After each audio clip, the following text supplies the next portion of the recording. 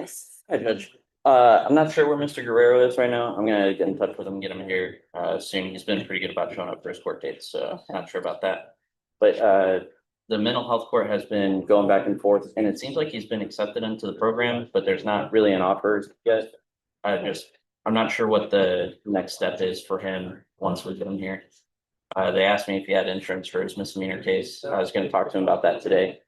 But just want to make sure. All right, show this to the state and see if they have any objections to resetting this. Okay. And then you'll need to reach out to your client and reach out to mental health court about Separately. seeing what the next step is. Gotcha. So just talk to them, see if they have any objection. Thank you, Judge. Hello, There you are. hi. So what's going on? Okay, Judge, so we were here, I believe it was last month or so, and we had some concerns that Mr. Herrera was not being active or had not been enrolled in his treatment. Mhm. And he reported to the court, he was waiting to get his identification. Mhm. He was going to be enrolled. He got a job. I mean, he was gonna get a job, all of that good stuff. Happy to report, he did get his ID. He did get a job. He is enrolled in treatment and has been going to treatment. This coming Thursday will be his third round of treatment. He is reporting as he should. So he's on track now, Judge. Okay. All right, And awesome. then, Very busy 3 weeks. Yeah. Nonstop, Your Honor. and then, when he was in court the last time, Judge, you did give him permission to relocate to Yes. Colorado. Yes. And he still wants to do that. Our only concern is he's in treatment now. When he does relocate to Colorado, we would like to he needs to be enrolled in treatment again within 30 days of actually being there. Yes, and we can add that to conditions. So you need to be enrolled in treatment within 30 days, once you're in Colorado, okay? Once your probation is transferred there. Okay. How will I know when the probation transfer? So we will work on the transfer. In order for us to do that, we need to know like where you're gonna be living and all that stuff first. I'm working on that too. Okay, yeah, so as Thank soon as you. you give us that information, we can. Busy 3 weeks. Okay. And you did it all during Fiesta. I'm proud. Thank you. All right, thank you. Thank you, Your All Honor. right, thank you. All right, Robert Barnett, are you all ready? You need the. Oh. You all not gonna have any objections to my reviewing it? No, Judge. All right, are the parties ready on Robert Barnett? Ready, Judge. All right, the court is calling 2025 CR 0000166, State versus Robert Barnett. Can I have parties announced for the record? Jay Moritz, Your Honor, for Mr. Barnett. And are you Mr. Barnett? Yes, ma'am. All right, Mr. Barnett, did you review the motion to enter adjudication of guilt and revoke community supervision and state's motion to supplement pending motion to enter adjudication of guilt and revoke probation with your attorney? All right, and what I can tell you is this supplement was filed today. Defense, do you have any objections? No, Judge, it to just lack of modifies. notice? No, Judge, it just modifies the dates and not reporting. All right. And Mr. Barnett, are you the same Robert Dillon Barnett who was placed on deferred adjudication 2025 CR 0000166 for the offense of credit card or debit card abuse on May 25th, on May 27, 2025 for a period of 3 years? Is that you? Yes, ma'am. All right, state.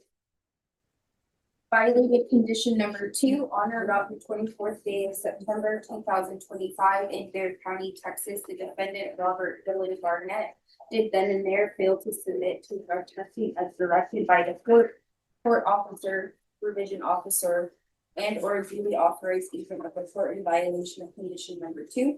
How do you plead to that? True or not true? Violated condition number 4, in Bear County, Texas, the defendant Robert Dillon Barnett did then and there fail to report to the supervision officer as directed for the months of October and November 2025 in violation of condition number 2. How do you plead to that? True or not true? State will waive their remaining violation. Any objections to the waivers? No, Judge, no objection. Did you understand by pleading true to violations 2 and 4, the court could find it true, grant the motion, find you guilty, sentence you up to 2 years in the state jail facility and up to a $10,000 fine? Knowing that, do you still wish to plead true to violation of conditions 2 and 4? Court will find violations of conditions 2 and 4 true. Is there a proposed agreement? Yes, Judge, there is a proposed agreement to grant state's motion and term adjudication of guilt. With an overlying 2 years of 2 over 3, and then amend conditions to add the 30 days GPS in a tab evaluation.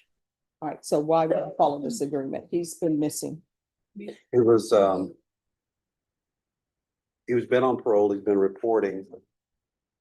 The parole officer is gonna be removing or withdrawing or what is he gonna I was supposed to discharge us. discharge last week? But I mean, I don't understand why he hasn't been reporting for this probation. That's why I don't know why I should follow this agreement. He hasn't been present. Do you want to raise your right hand? Do you solemnly swear or affirm the testimony you give will be the truth and nothing but the truth, so help you God? Yes, ma'am. All right, you can lower your hand, state your name for the record. Barnett. All right, so, and counsel, do you want him to answer these questions? Yes, Judge. All right, so why have you not been reporting? Just, I was gonna help my grandma, she has cancer. I helped her and just, everything I was doing just became a lot selfish, just got off track a little bit. But I don't know why you didn't pick up the phone and call somebody. Did you pick up the phone and call somebody and tell them you have issues? Well, my probation officer did know about that. She did know about that. My grandmother, helped my grandmother and shit. It just got overwhelming a bit. Mhm. Probation, is there any restitution owed in this case? No, sir.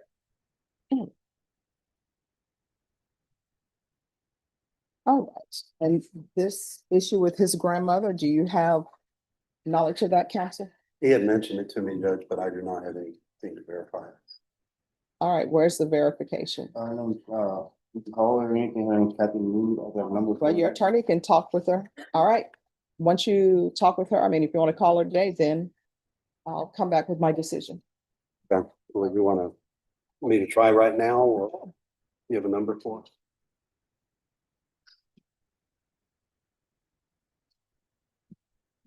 You wanna do? Oh, no, y'all can go talk over there. Who's next? Not knowing yet. If may I approach? Yes, We've spoken with the state. They don't want to dismiss, so we're just gonna need a reset. okay. And I don't think she's competent to take a plea at this time because of the medications that she's under. All right, Norma. On Davila. Reset this for September. Thank you, Judge. I appreciate you. Okay, thank you. I can do the. Put it towards the end.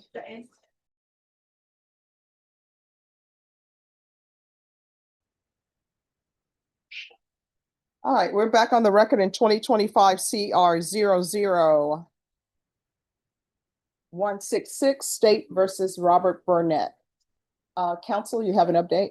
Yes, Your Honor, I was able to get hold of mom. The grandmother does not answer the phone. I got a hold of the mom. Mom's name is Richard Robinson. Richard Robertson. The mom has, I have the phone number I called, 314-536-3563. She verified for me that the grandmother has stage 4 cervical cancer. She can't drive or barely even walk around. He has been helping her and staying with her. They're trying another treatment, but it's terminal and they do not know how much longer it's going to last. Catherine, his mom, Mood, she is out of town and trying to get down to help while hoping that, if he can't get out, that she needs to get somebody there to help out. So that is, the mom broke down on the phone, and very tragic situation.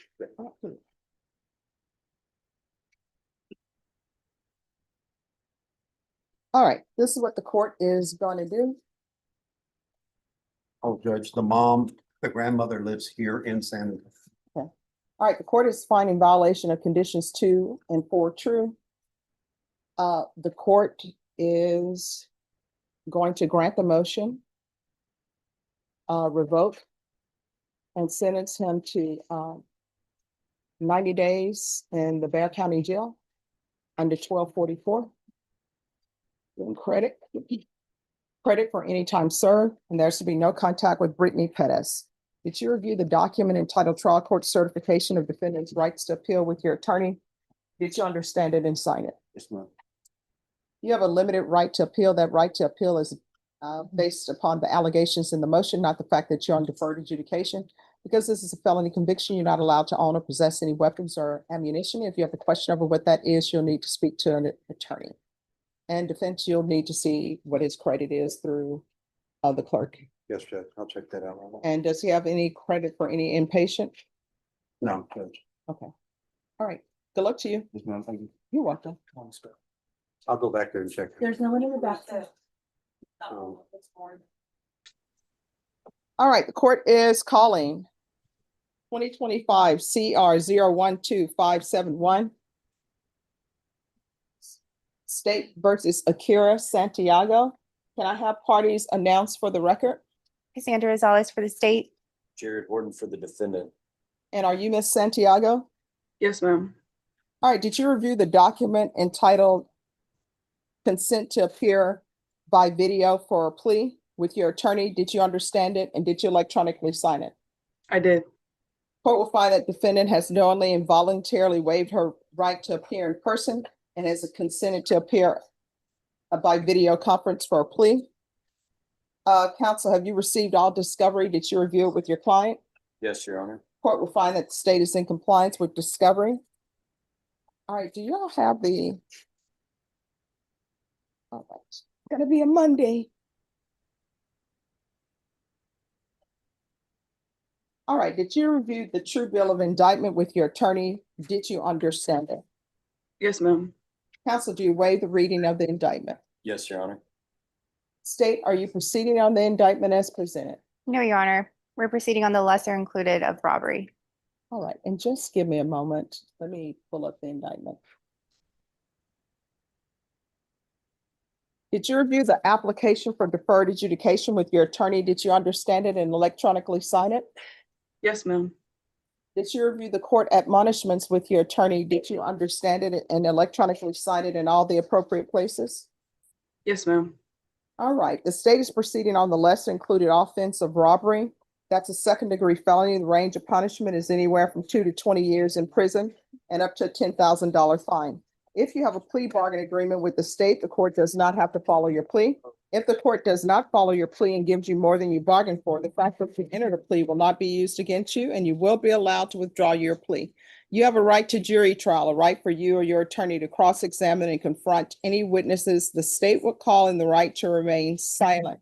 By entering this plea, you're giving up those rights. Did you intend to give up those rights and enter into a plea in this case? Yes, ma'am. Did you understand if the court were to grant your application for deferred adjudication, if for any reason your deferred adjudication were revoked, the court could find you guilty and sentence you up to 20 years in prison and up to a $10,000 fine? Yes, ma'am. Counsel, has your client been able to provide you with any defenses? Yes, Your Honor.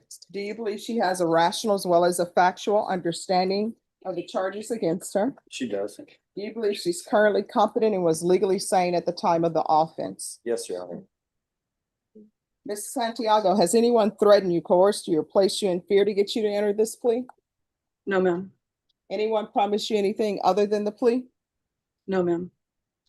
If you're not a U.S. citizen by entering this plea, you will be deported, denied naturalization, and re-entry. Did you understand? Yes, ma'am.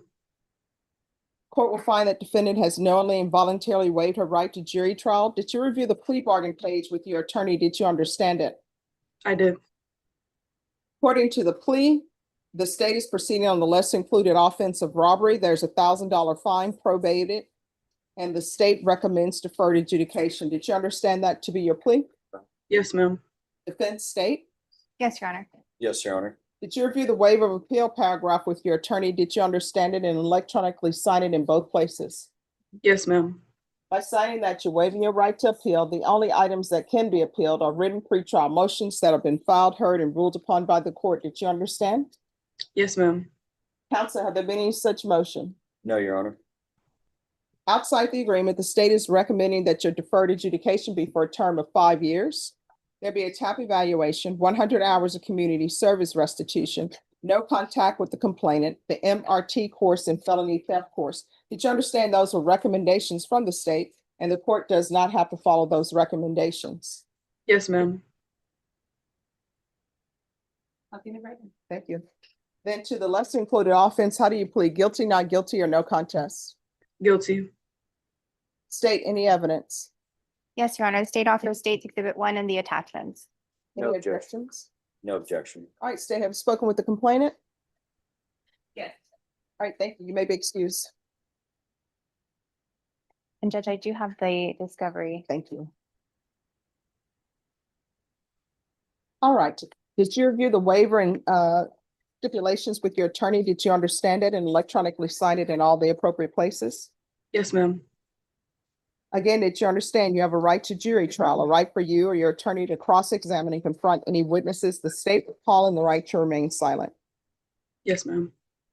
Did you understand that today the state will be presenting evidence in the form of witnesses' statements and police reports, but most importantly, there will be no live testimony? Did you understand?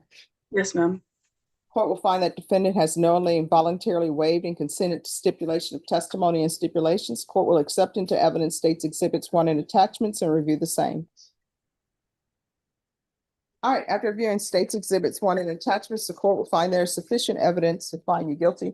Court will defer finding of guilt as you've applied for deferred adjudication. All right, proceeding with sentencing. Yes, Your Honor. Anything you wish to say on behalf of your client? No, Your Honor. We're just asking that you follow the plea agreement and all recommendations of the state. All right. So what were you thinking with this, Miss Santiago? I just wanted out of it. I really did. I wanted to go home. You know, this could have easily been different. Yes, ma'am. And you placed yourself in danger by doing this. Do you understand? I do. Do you have any children? I have 2 children. And what are their ages? 1 and the other one is a newborn. All right. And are you currently in Bexar County? No, ma'am. I'm in Arkansas. Okay. What county? Pulaski. I'm sorry, what did you say? Pulaski. Is that Pulaski? Yes, ma'am. And are you asking for your probation to be transferred there? I am. All right. Transferred to Pulaski County in Arkansas, regular reporting by Zoom or in person, regular random UAs. Are you currently employed? I'm not. All right, proof of employment within 45 days. No employment as a home health care provider with minors. If they have field visits there, field visits 1 time per month for 5 months. 4 years deferred adjudication. There's $1,000 fine that will be probated. There's to be no contact with the complainant. That's Martin. PIAN. There's to be 200 hours community service restitution. 50 of those hours are deemed satisfied after a completion of, what is the course? All right, AIDS awareness course. Another 50 hours will be deemed satisfied. I'm going to order the MRT. The remaining 100 hours will be deemed satisfied upon completion of parenting classes. Probation, is there anything else? No, sir. Is there anything else you need from the court to be successful? No, ma'am. Did you review the document entitled Trial Court Certification of Defendant's Rights to Appeal with your attorney? Did you understand it? And did you electronically sign it? Yes, ma'am. Because this is a plea bargain agreement, because I followed your plea bargain agreement, and because you waive your right to appeal, you do not have the court's permission to appeal. Do you understand? Yes, ma'am. All right, you're on deferred adjudication. So from here on out, anything that you do, if you think it could result in your being revoked, do not do it. If the answer you think, maybe I can be revoked for this, maybe not, don't do it. Because if you are brought up on a motion to revoke, you're looking at anywhere from 2 to 20 years. Do you understand? Yes, ma'am. All right, good luck to you. I'm going to send you to a breakout room. Probation will go over your conditions with you there. Thank you. You're welcome. All right, counsel, is there anything else? Judge, real quick, she's been on house arrest while she's on bond. Is that lifted today? You need to talk to probation and see if they have any objections. If they have no objections, then it'll be lifted. You need to talk to them now, so probation will know. Okay. I'm sorry, talk to the state and then talk to probation and let them know, okay? All right, My thank you. excuse? Yes. Thank you.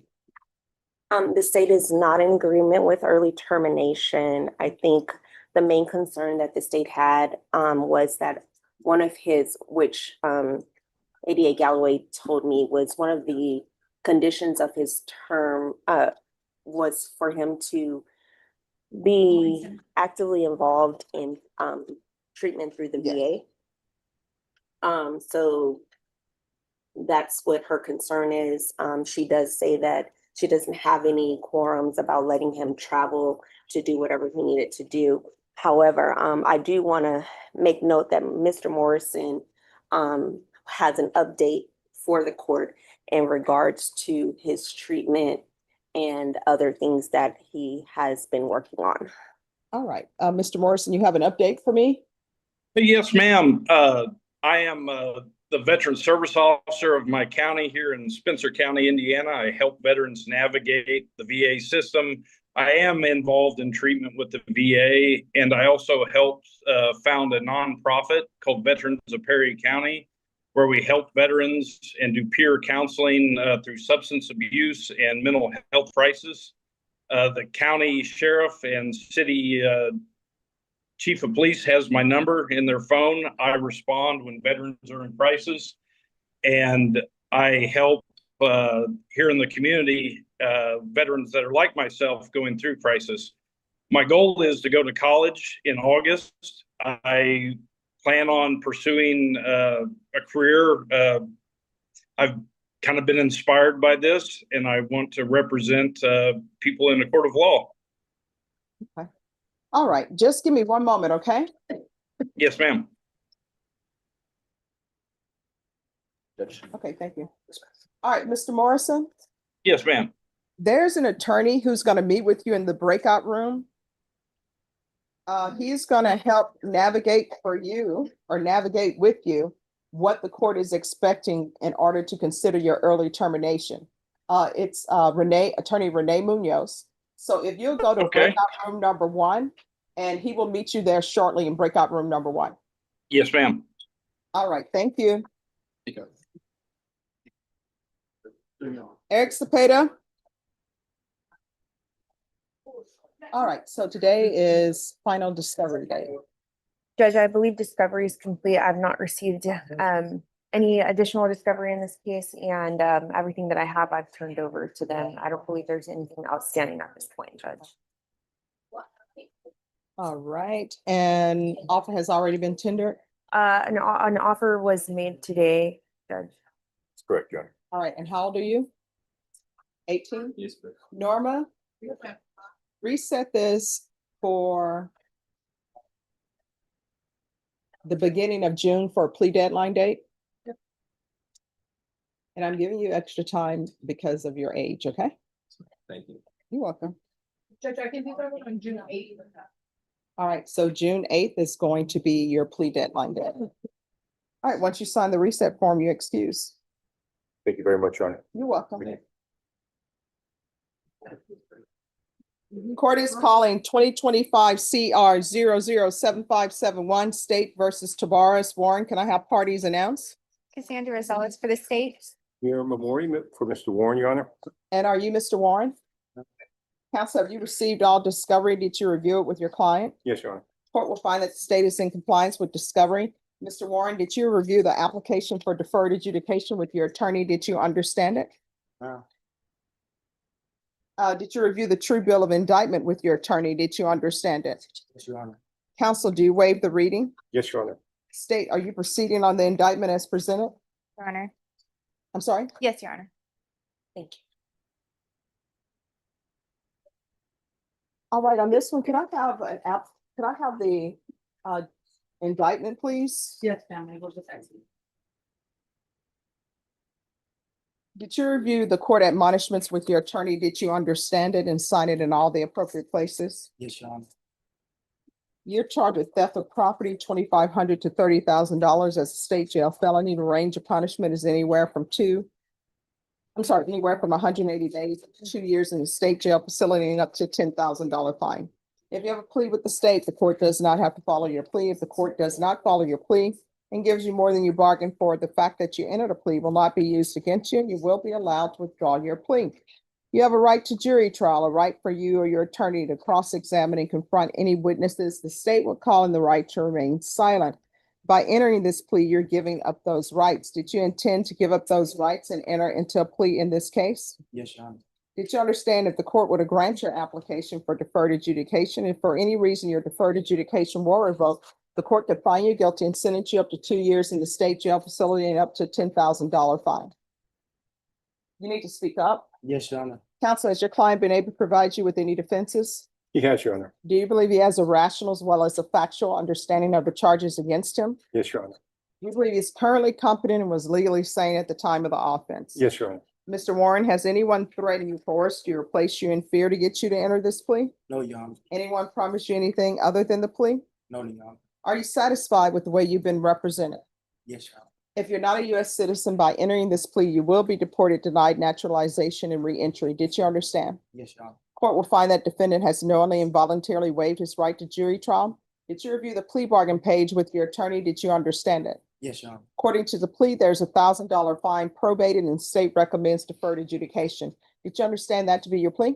Yes, Your Honor. Defense? Yes, Your Honor. State? Yes, Your Honor. Did you review the waiver of appeal paragraph with your attorney? Did you understand it and sign it in both places? Yes, Your Honor. By signing that, you're waiving your right to appeal. The only items that can be appealed are written pretrial motions that have been filed, heard, and ruled upon by the court. Did you understand? Yes, Your Honor. Any such motions? No, Your Honor. Outside the agreement, the state is recommending that your deferred adjudication be for a term of 4 years. There be a TAP evaluation, 100 hours of community service restitution, and the felony theft course. Did you understand those were recommendations from the state and the court does not have to follow those recommendations? Yes, Your Honor. Then to the offenses charged, how do you plead? Guilty, not guilty, or no contest? State any evidence? State offers State's Exhibit 1 in the attachment. No objection, Your Honor. All right, state, you may be excused. Did you review the waiver and stipulations with your attorney? Did you understand it and sign it in all the appropriate places? Yes, Your Honor.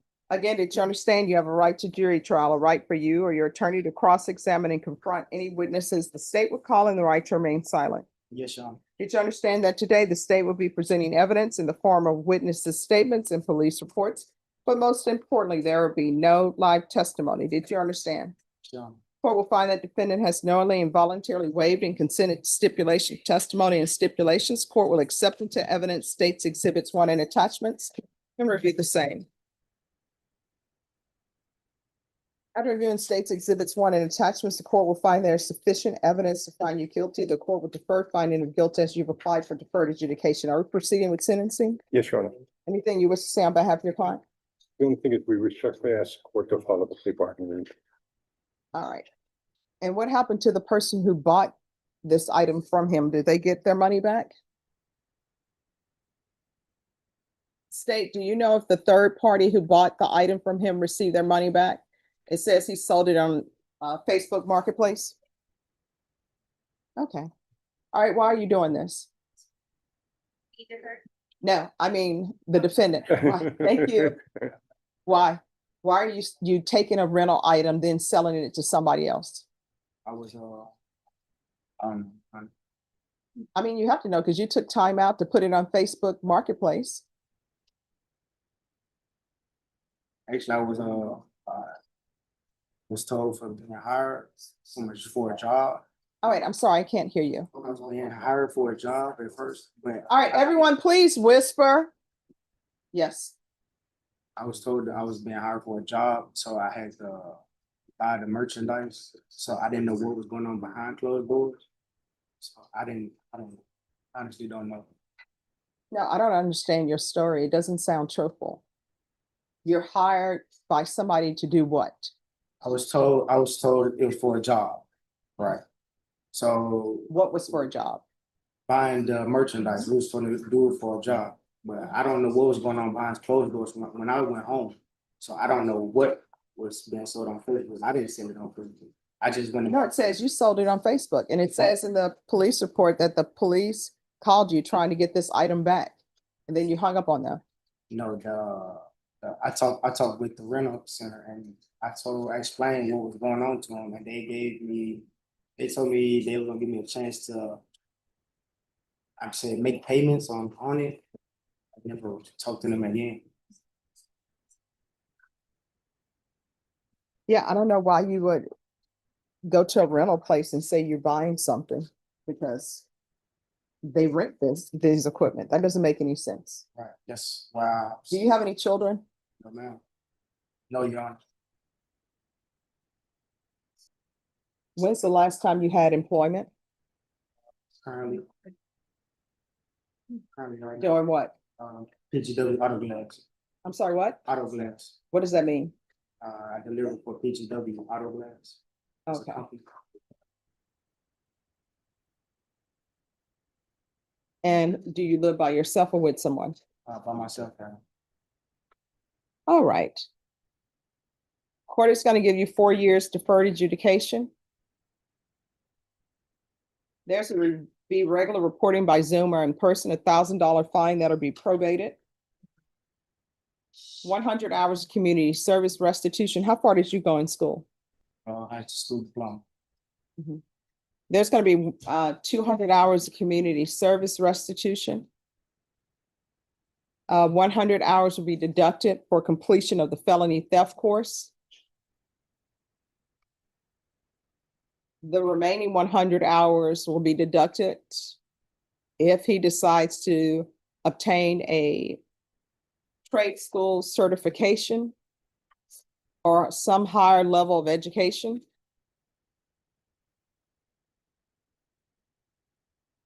There's to be proof of employment within 30 days of release.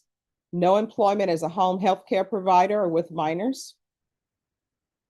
Field visits 1 time per month until further notice. Probation, is there anything else? Thank you. Regular random UAs.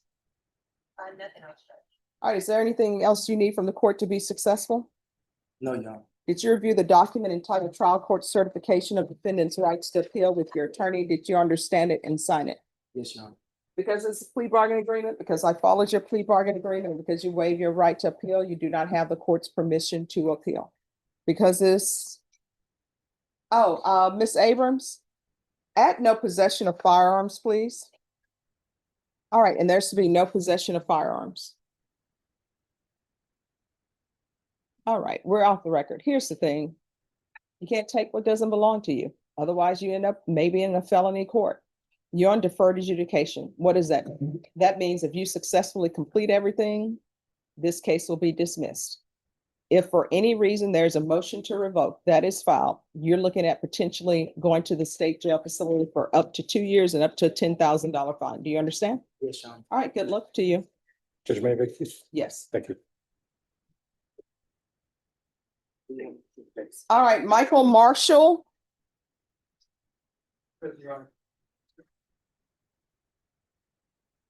Court is calling 2026 CR 001103 State versus Michael Marshall. Can I have parties announced for the record? For the state. Renee Munoz on behalf of Mr. Marshall. And are you Mr. Marshall? Yes, ma'am. Counsel, have you received all discovery that you reviewed with your client? Yes, Your Honor. The court will find that the state is in compliance with discovery. Are there any applications? No, Your Honor. Mr. Marshall, did you review the true bill of indictment with your attorney? Did you understand it? Yes, ma'am. Counsel, do you waive the reading of the indictment? Yes, Judge. State, are you proceeding on the indictment as presented? No, Your Honor, state is proceeding on the lesser included offense of count one and waiving the remainder of the enhancement allegation language on the indictment. No objection, Your Honor. And count two is waived also? Yes, Judge. Also no objection.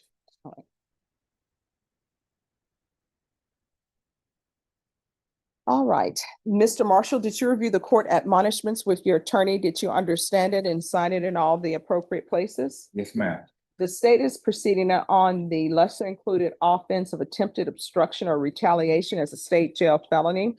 Range of punishment is anywhere from 180 days up to 2 years in the state jail facility and up to a $10,000 fine. If you have a plea with the state, the court does not have to follow your plea. If the court does not follow your plea and gives you more than you bargained for, the fact that you entered a plea will not be used against you, and you will be allowed to withdraw your plea. You have a right to jury trial, a right for you or your attorney to cross-examine and confront any witnesses the state would call, and the right to remain silent. By entering this plea, you're giving up those rights. Do you intend to give up those rights and enter into a plea in this case? Ma'am. Counsel, has your client been able to provide any defenses? He has, Your Honor. Do you believe he has a rational as well as a factual understanding of the charges against In him? my opinion, he does. Do you believe he's currently competent and was legally sane at the time of the offense? That is correct, Judge. Sir, has anyone threatened you, coerced you, or placed you in fear to get you to enter this plea? No, ma'am. Anyone promised you anything other than the plea? No, ma'am. Are you satisfied with the way you've been represented? Yes, ma'am. If you're not a U.S. citizen, by entering this plea, you will be deported, denied naturalization, and re-entry. Did you understand? Yes, ma'am. Court will find that defendant has knowingly and voluntarily waived his right to jury trial. Did you review the plea bargain page with your attorney? Did you understand it? Yes, ma'am. According to the plea, the state is proceeding on the lesser included offense. They're asking that your punishment be assessed at 8 months in the state jail facility. There's an $800 fine and no applications. Did you understand that to be your plea? Yes, ma'am. Defense and state? Yes, Judge. Yes, Judge. Did you review the waiver of appeal paragraph with your attorney? Did you understand it and sign it in both places? Yes, ma'am. By signing that, you're waiving your right to appeal. The only items that can be appealed are written pretrial motions that have been filed, heard, and ruled upon by the court. Did you understand? Yes, ma'am. Any such motions? No, Your Honor. Then to the lesser included offense under count one, how do you plead? Guilty, not guilty, or no contest? No contest. State any evidence. Yes, Your Honor, state offers states exhibit one in all attachments. No objection. All right, state, you may be excused. Thank you. Did you review the waiver and stipulations with your attorney? Did you understand it and sign it in all the appropriate places? Yes, ma'am. Again, did you understand you have a right to jury trial, a right for you or your attorney to cross-examine and confront any witnesses the state would call, and the right to remain silent? Yes, ma'am. Did you understand that today the state will be presenting evidence in the form of witnesses' statements and police reports? But most importantly, there will be no live testimony. Did you understand? Yes, ma'am. Court will find that defendant has knowingly and voluntarily waived and consented to stipulation of testimony and stipulations. Court will accept into evidence states exhibits one and attachments. After reviewing the same, the court will find there is sufficient evidence to find you guilty of the lesser included offense, and the court will find you guilty. Are you proceeding with sentencing? Yes, Your Honor. Anything you wish to say on behalf of your client? We're asking the court to follow the negotiated plea bargain agreement. My client's life has not been without its struggles, but we have identified certain triggers and root causes that has led him back into the criminal justice system. And we're hopeful that after he satisfies his time with the credit that is applied, he'll seek out avenues for help and use those tools to stay out of custody and out of jail. All right, the court is going to sentence you to 8 months in the state jail facility. There's an $800 fine, time and money to run concurrently, give you credit for any time served, and the court will request the therapeutic community. Did you review the document entitled Trial Court Certification of Defendant's Rights to Appeal with your attorney? Did you understand it and sign it? Yes, ma'am. All right, because this plea bargain agreement, because I followed your plea bargain agreement, and because you waive your right to appeal, you do not have the court's permission to appeal.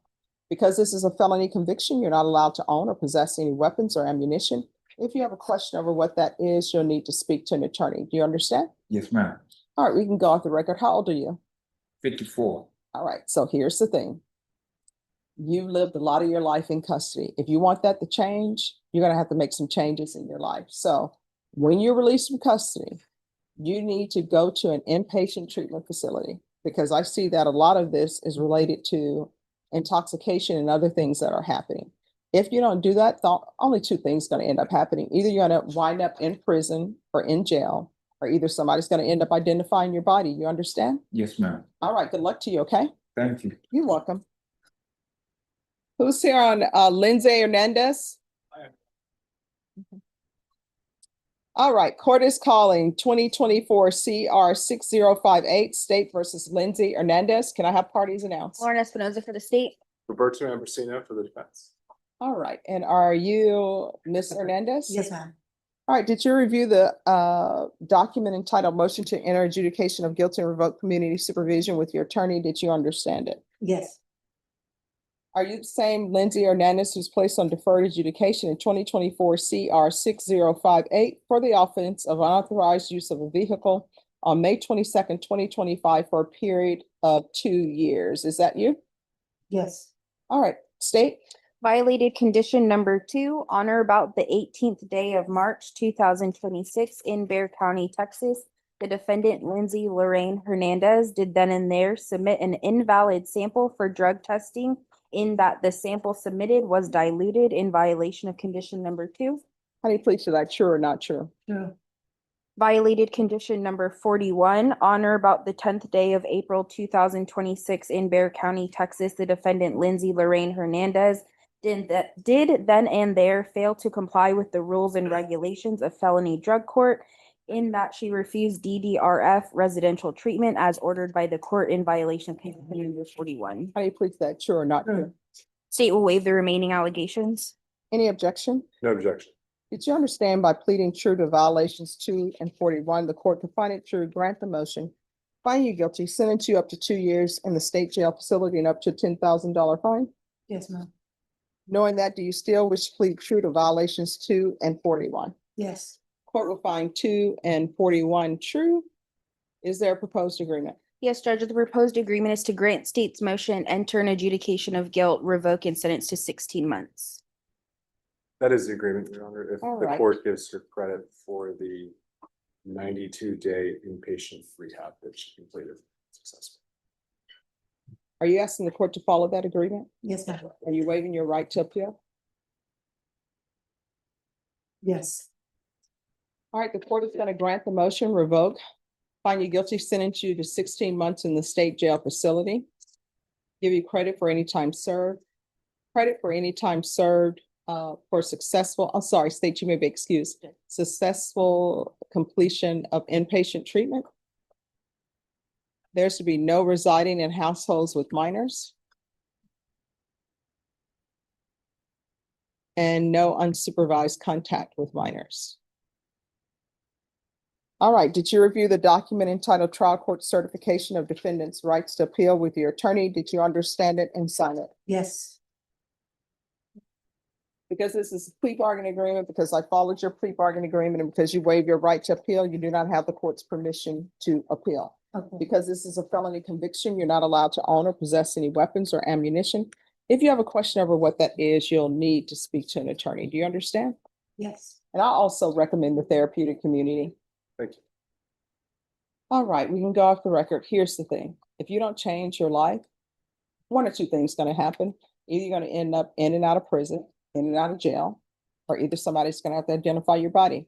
When you are released, you need to go to someone's inpatient treatment. And what I can tell you about felony drug court, even when people are removed from the program because they didn't successfully complete it, or even when they do successfully complete it, they're always there for you. People in the program, you can come back 10 years later and say, hey, let me tell you what's going on with my life. They will still be there to help you. You understand? Yes, ma'am. All right. Good luck to you, okay? Thank you. You're welcome. He's on Zoom. Okay. For the early term requests. Oh, he's not on Zoom anymore. He's on Zoom. Okay. So, but what's going on with that? Yes, Judge, speaking with him, he wanted me to ask the court on his behalf to consider the early termination as he's done the 100 community service hours, the classes, all that documentation's been sent to Bexar County, having done 15 and a half months of the 18-month probationary term, everything's satisfied. Does he have because he was telling me that there were certain things that he was doing through the VA currently, and that he is, I guess, a peer leader or something. Can you get proof of that, or? I can get that, Judge, would the court entertain, I just need some time to get it, because he doesn't put this stuff to send to me. Yeah, just readily. let me know. But maybe like a week time frame, I can get with normal for date to recall this back. Yes. Okay. And then if you have that, because the states, they voiced their concerns that they want to make sure that he's still in treatment. And you can speak to Attorney Galloway and see what their concerns are. And then if those concerns are addressed, then we'll Definitely. move forward. We'll do, I think we'd be more so on the same page when I get that documentation, but it shouldn't be too long for me to get that so that we can show something solid to the court in terms of his mental health treatment. And if you want to reach out to Herman, they may, since it's the VA, maybe they can help you get it sooner or something. Oh, that's a great idea. Thank you, Judge. Okay. All right, thank you. Ethan Martinez. May we approach, Judge? Yes. Thank you. Hello. Hi, you were late for court. Court is at 9. No, and you've been here on March, so you know where court is. No turn of gum. All right. So let me see here. So where are we on discovery? Judge, the state has ordered the litigation packet for the testing of the substances, and Okay. we have not received it yet. And so I think, Yes, Judge, I followed up, I believe it was on Wednesday of last week, and the lab told me they're about 60 days out, so we've been about 30, so we're halfway to the estimated time. All right, Ms. Ferguson, set this for the beginning of June for final discovery. I can do June 8th. All right, we'll be back on June 8th, and you need to make sure you're on time. All right, thank you. Once you sign the reset form, you're excused. Thank you. Who's next? Yes, ma'am. I have Angela Williams on page 4 at the bottom.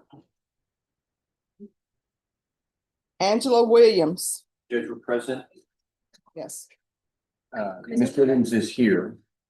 The VA has requested just 3 days to reach out to the complainant victim. Just so you're aware, we did make a prior attempt. The number that we have is bad. So I understand she's in custody, and that's why I'm just asking until Thursday to reach out to him so that I can make an offer. Okay. All right. Norma, if you'll recall this back for Thursday. For Thursday, yes, ma'am. All right, thank you. We'll see you back on April 30th. Jose Salazar. All right, in each of these cases, today's plea deadline date. Yes, Judge. Yes.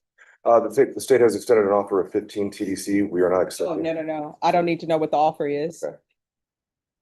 All right, so you're asking for a jury trial? No. We're gonna, I mean, if you're rejecting the offer, then the next step is jury trial. we're not, that's correct, Judge. We're not accepting the offer and we're asking for a jury trial setting. All right, Ms. Ferguson. I need a jury trial setting for this case in June. With regard to the jury trial setting, Judge, I was asking for, hoping to get one more reset. There are 48 videos, dash cam and body cam videos that need more time to review. And I was hoping to get at least one more setting before a jury trial setting. All right, Ms. Ferguson. Yes, sir. Set this for jury trial late June, please. Yes, sir. Thank you, Judge. I can do June 23rd. All right, June 23rd is your jury trial date. Okay, thank you, Judge. Maybe excused. Once he signs the reset form. Okay. Thank you. Louis Thompson. All right, counsel, are you all ready to proceed on this motion? Ready, Your Honor. Yes, we are, Your Honor. Can I say something? wait, Oh, just give us a moment. Yes, ma'am. I'm sorry.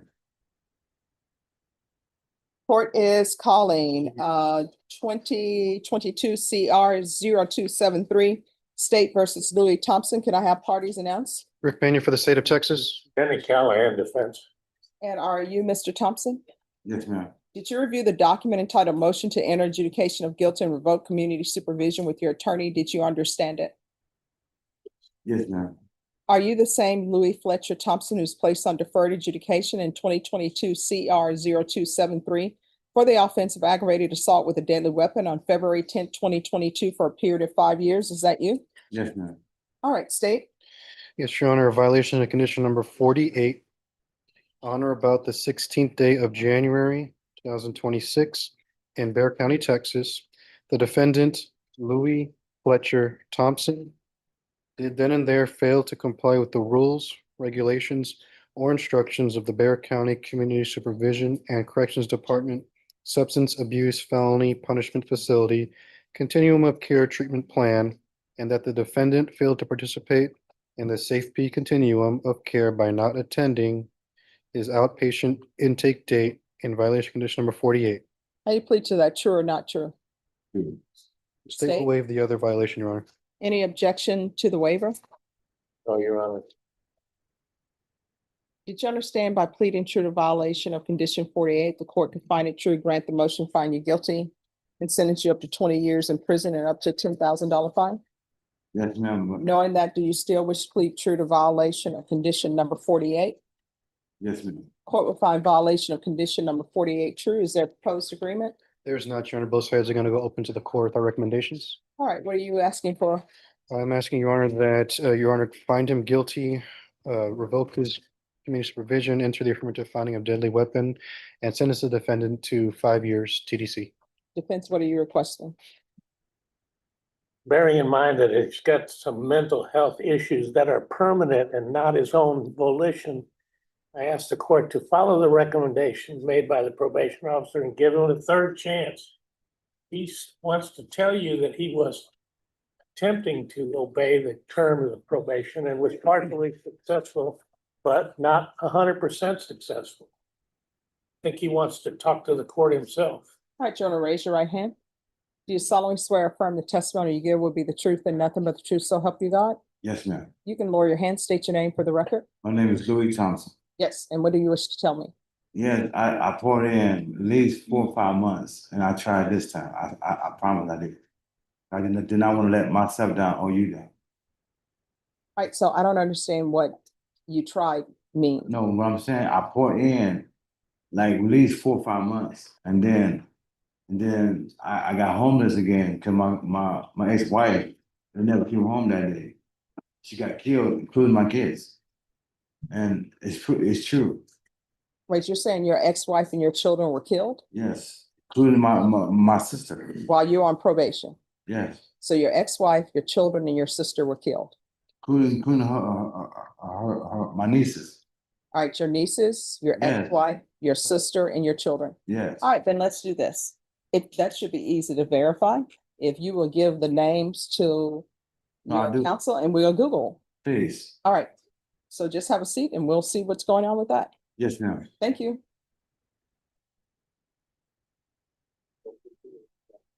All right, Alejandra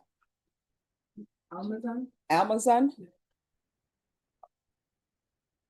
Good morning. All right, are y'all ready on the motion to revoke? No, Judge.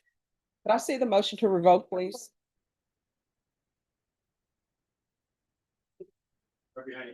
Huh? Oh, no, I got it. All right, yes.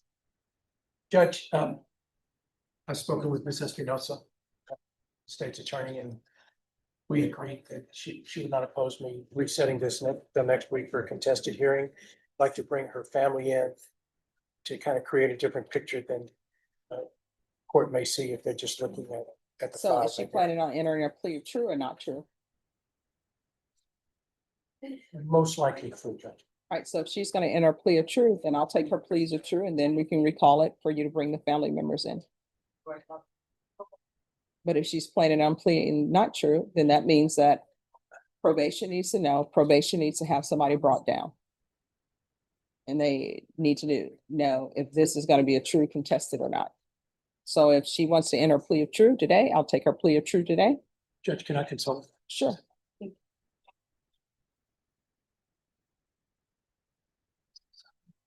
Judge, can we be excused for just a second? Sure. Thank you, Judge. Thank you. You're welcome. Who's next? Yes, ma'am. I have a Roberto Monreal, page 1, 6 down. For a visa. Roberto Monreal. Hello. Good morning, Judge. Good morning. Hi, your plea deadline date is June 8th. Okay, Judge, thank you. All right, thank you. We also have a motion to amend conditions of bond, Judge. We have been on this, I think, at least one setting, and you wanted more details on it, so we provided all the details. I left the order blank for the date and we're asking for him to go on Wednesday for that interview. And then the interview times is from 9 to 4, but you would have to go in. State, do you have any objection to him going out in an interview?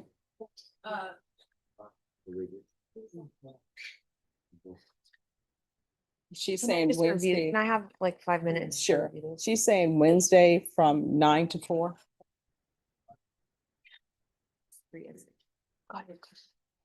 Judge, so I think last time we were here, the state was opposed. Yes. Just because there will be They took- subsequent motions based on outcome of this, so we're still opposed to it, this time, Judge. All right, and you're saying the 29th? Yes, Your Honor.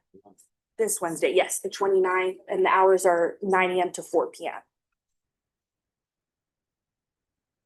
All right, I'll allow you to do that from 9 AM to 4 PM, and that's the only place you can stop. Do you understand? Sure. All right, thank you. Thank you, Your Honor. Yes, counsel? We're gonna enter a plea agreement, Judge. All right. Court is calling 2022 CR 7545 State versus Alejandra Almazan. Yes, Could I have the parties announced? Lauren Espinoza for the state. Ted Wood representing Ms. Almasan. And are you Miss Almazan? Yes, sir. Did you review the document entitled Motion to Revoke Community Supervision with your attorney? Did you understand it? Yes, sir. Are you the same Alejandra Almazan who was placed on community supervision in 2022 CR 7545 for the offense of driving while intoxicated third or more on October 24th, 2022 for a term of 6 years? Is that you?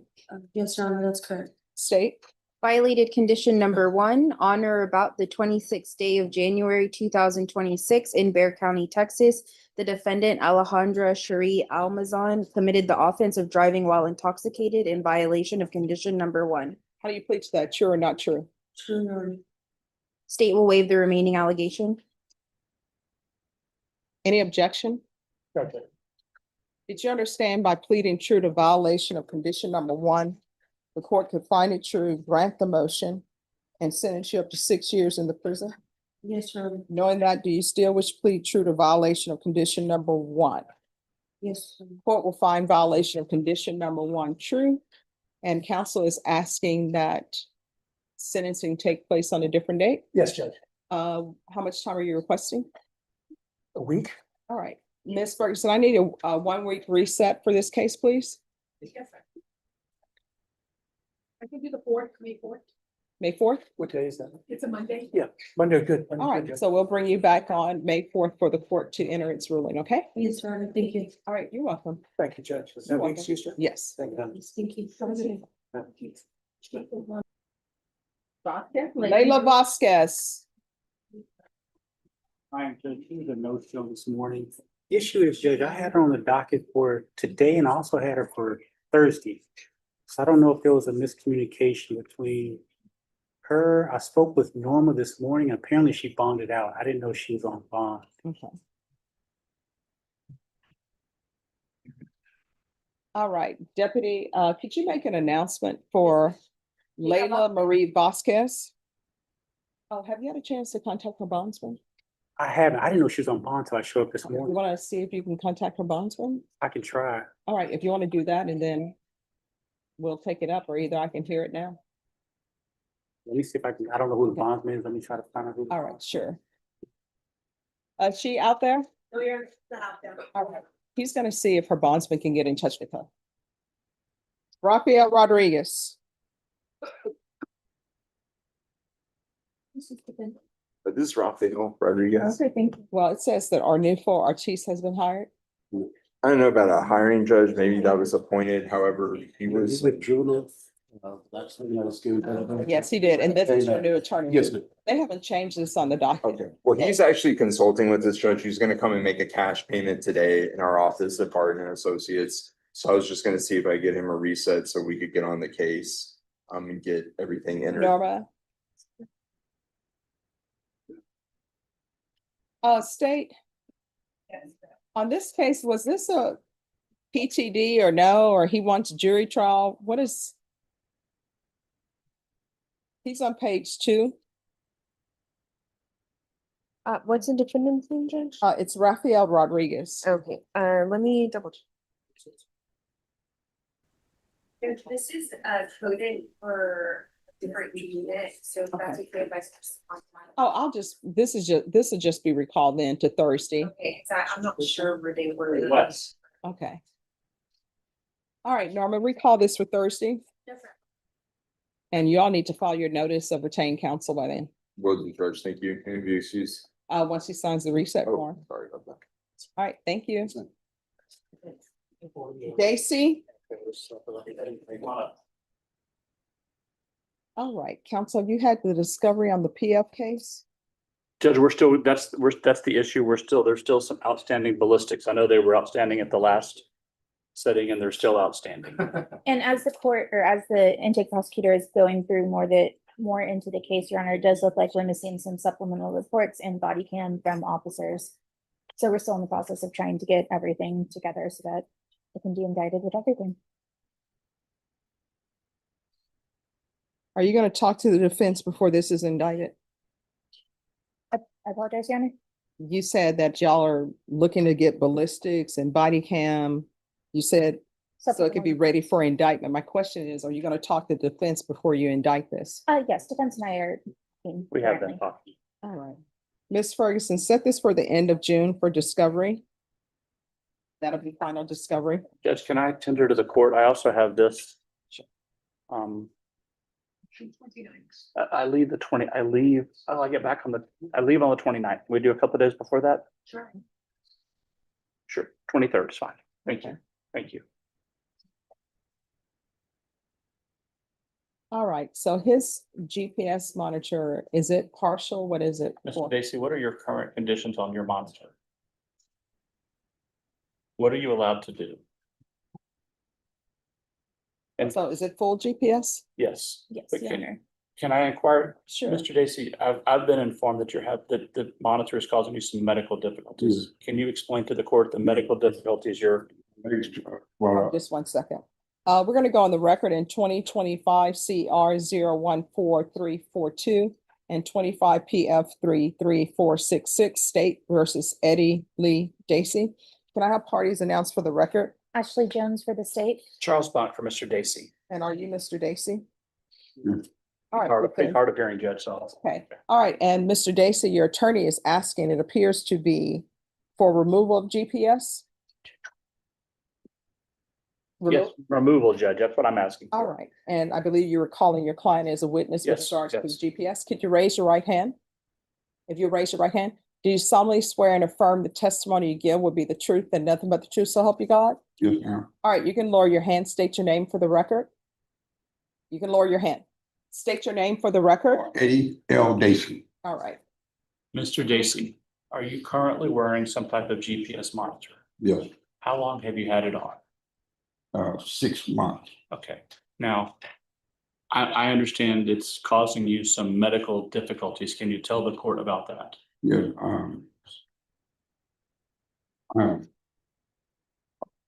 heart problem. That's why I have to wear this monitor. And my body swells daily.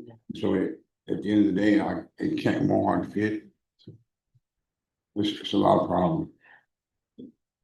Like I have to hurry up and get home today so I can make sure I get my boots on. Okay. Okay, thank you, sir. Any questions? Not from the state, Your Honor. All right. I would just point out, he's got the monitors on for this. He's on it for both of the cases, but obviously the primary reason is the unindicted case. And the fact that it's still unindicted after 6 months. I think I'm hoping that's something the court can also consider when considering our motion. And you've had Mr. Dacey before you, he has a cane. He's voiced his health concerns to you in the past. So I'm asking if you would consider removing the monitor. He can report by phone weekly to pretrial. He can do whatever you need him to do to satisfy any concerns the court may have. All right, let's do this. And Your Honor, There are some numbers to call to see and ask them. And I think probation has other numbers too. There is GPS that can be done by mobile app. Does he have a phone? Do you have a cell phone, sir? All right, so if you can call those numbers and check into maybe him having GPS by mobile. And I asked several questions with regards to the GPS when I was at a conference. Cause I'm like, maybe somebody can give their phone to somebody else. They're like, nope. I'm like, well, maybe this could happen. They're like, nope. So with the GPS by phone, you can still track somebody. Sure. And then they have check-ins that they do. Yes, sir. Where Yes, you Judge. have to do your photo and everything. Okay. And again, I asked, but somebody could just take a photo and just upload. They're like, nope, can't be done. So I know I gave information to Miss Abrams about those programs with the GPS tracker, but I know that. I'll look into it. Yeah, but I know that probation doesn't do that, but I think I gave her the information and I may have some more information. I'll look All right, into. thank you. I'll follow up on that. Thank you. So on this, if you all will see if you can get some information on cell phone tracker, Yes, Judge. and then they have free ones too. Okay, I'm on it. So then I'll take that up. Okay, thank you. Sorry, Judge, I was frustrated with Axon. It wasn't working. Yeah. The state did just want to note their objection based on the criminal history, the facts, and the fact that he has 2 open felonies, one of which is a first degree. All righty. So I wish the state would get their discovery. All right, thank you. All right, thank you, Judge. Thank you, Your Honor. You're welcome. Have a seat. Be right with you. All right, we're back on the record in 2022 CR 0273, State versus Louis Thompson. Google search of all names didn't reveal any murders of those people within the age range I was told. All right, so I'm being told that there's no, I don't remember the age, but it's true. well, I mean, there's nothing on the system that said that these people are dead. So the guy that was homeless told me that. I'm sorry, what? They told me that, man. I'm not playing, but it's true. Who told you that? Well, cause after I got homeless, my ex-wife never came home that day. So who told you she was dead? The police, cause I'm telling you, it's true, cause I called I called them and told them that she never came home, or my 2 of my daughters. And so So are I'm you just saying- assuming they're dead or you know they're dead? Well, I'm going by what they told me, I'm assuming. Well, you're saying that the police told you they were dead? Yeah, no, I did a missing, Person? yeah. So your ex-wife is missing. And two of my son, 2 of my daughters, and my sister is nothing, is I can't get a hold of her. You know why? Cause y'all don't let me, cause I can't talk to her till I get off probation. So I don't know, cause I mean. I All don't right, know. defense, do you want to obtain an investigator to see if these people are, as he said, have been murdered? Please do, please. Your Honor, I'm not understanding how that would affect your decision to revoke or not revoke. I mean, he's, according to this, according to what he's pled true to, which is 48, it's saying that he didn't attend outpatient intake date.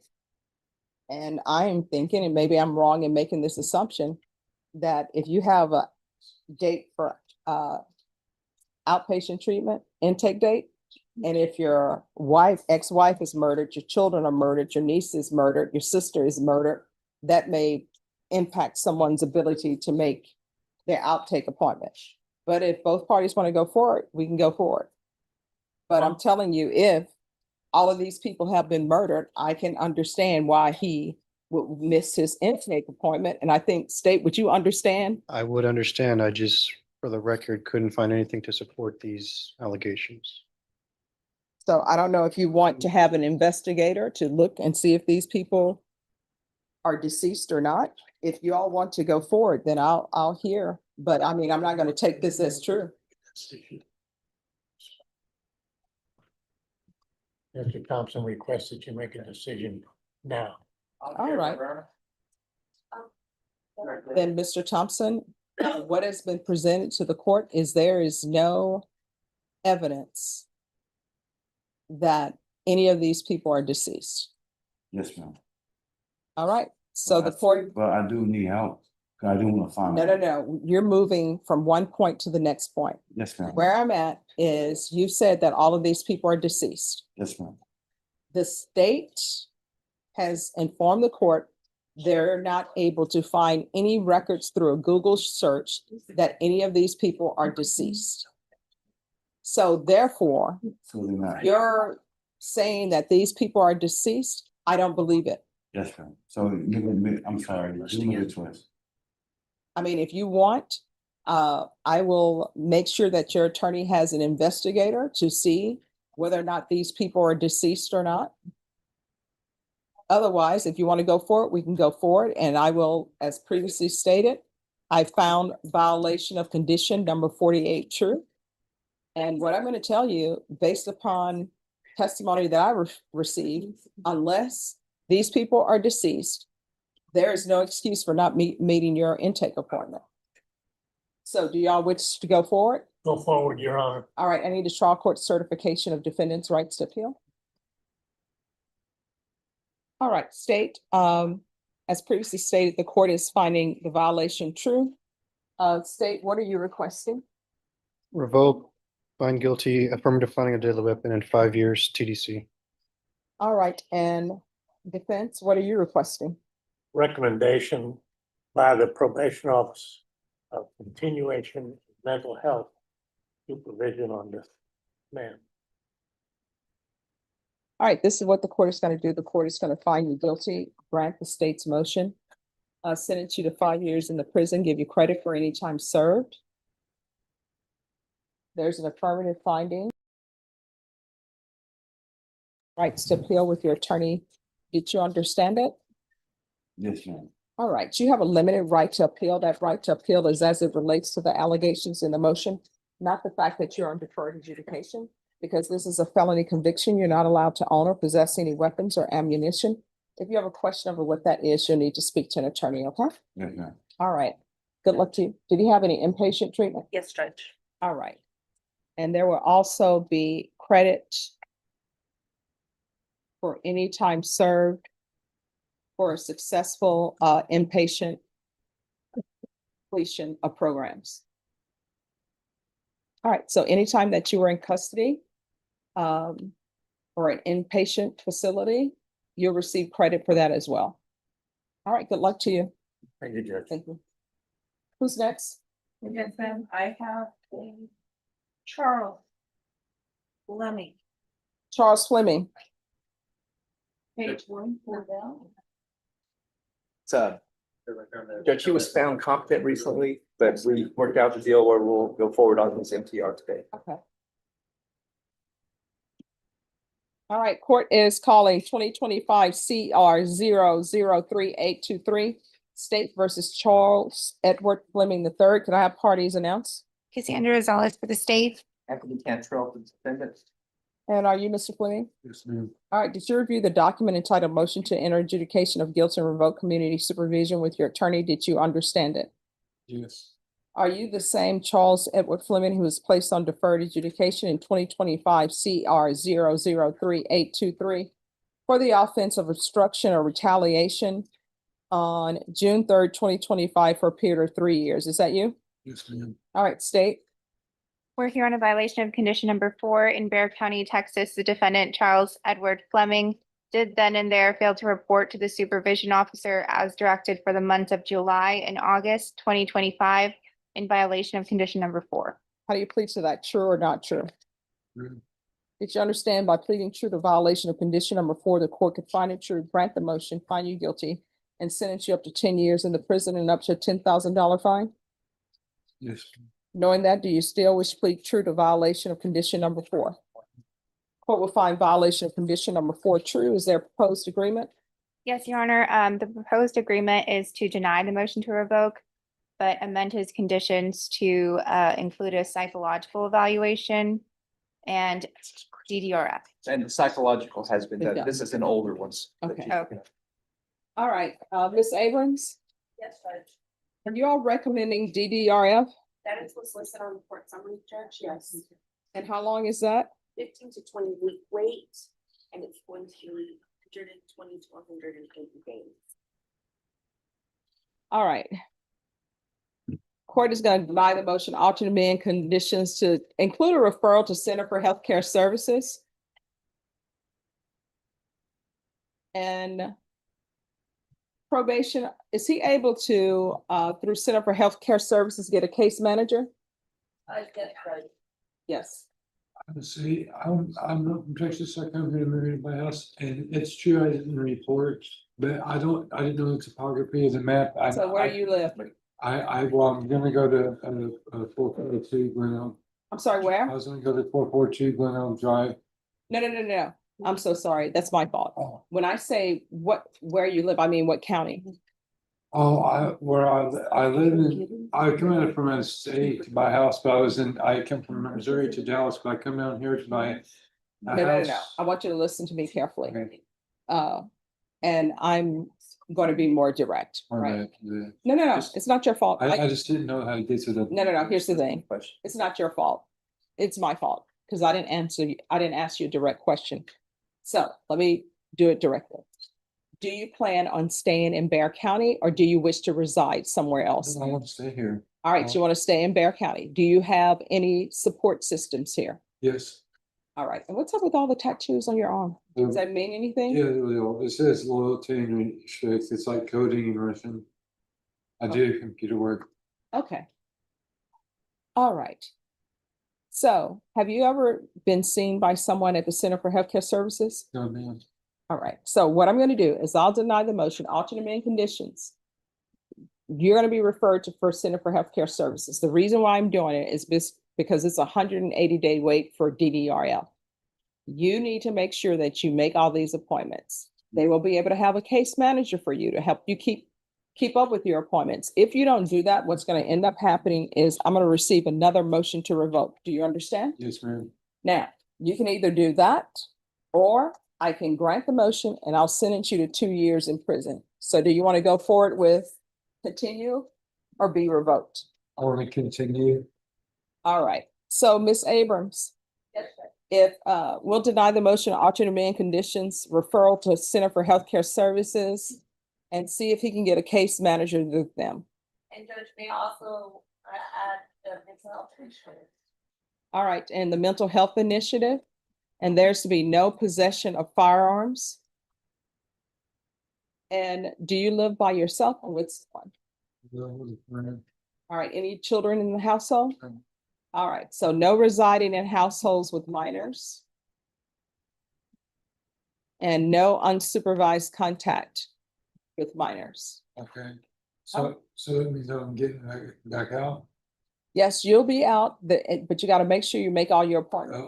I will. I already got a ride set, so just in case I got out.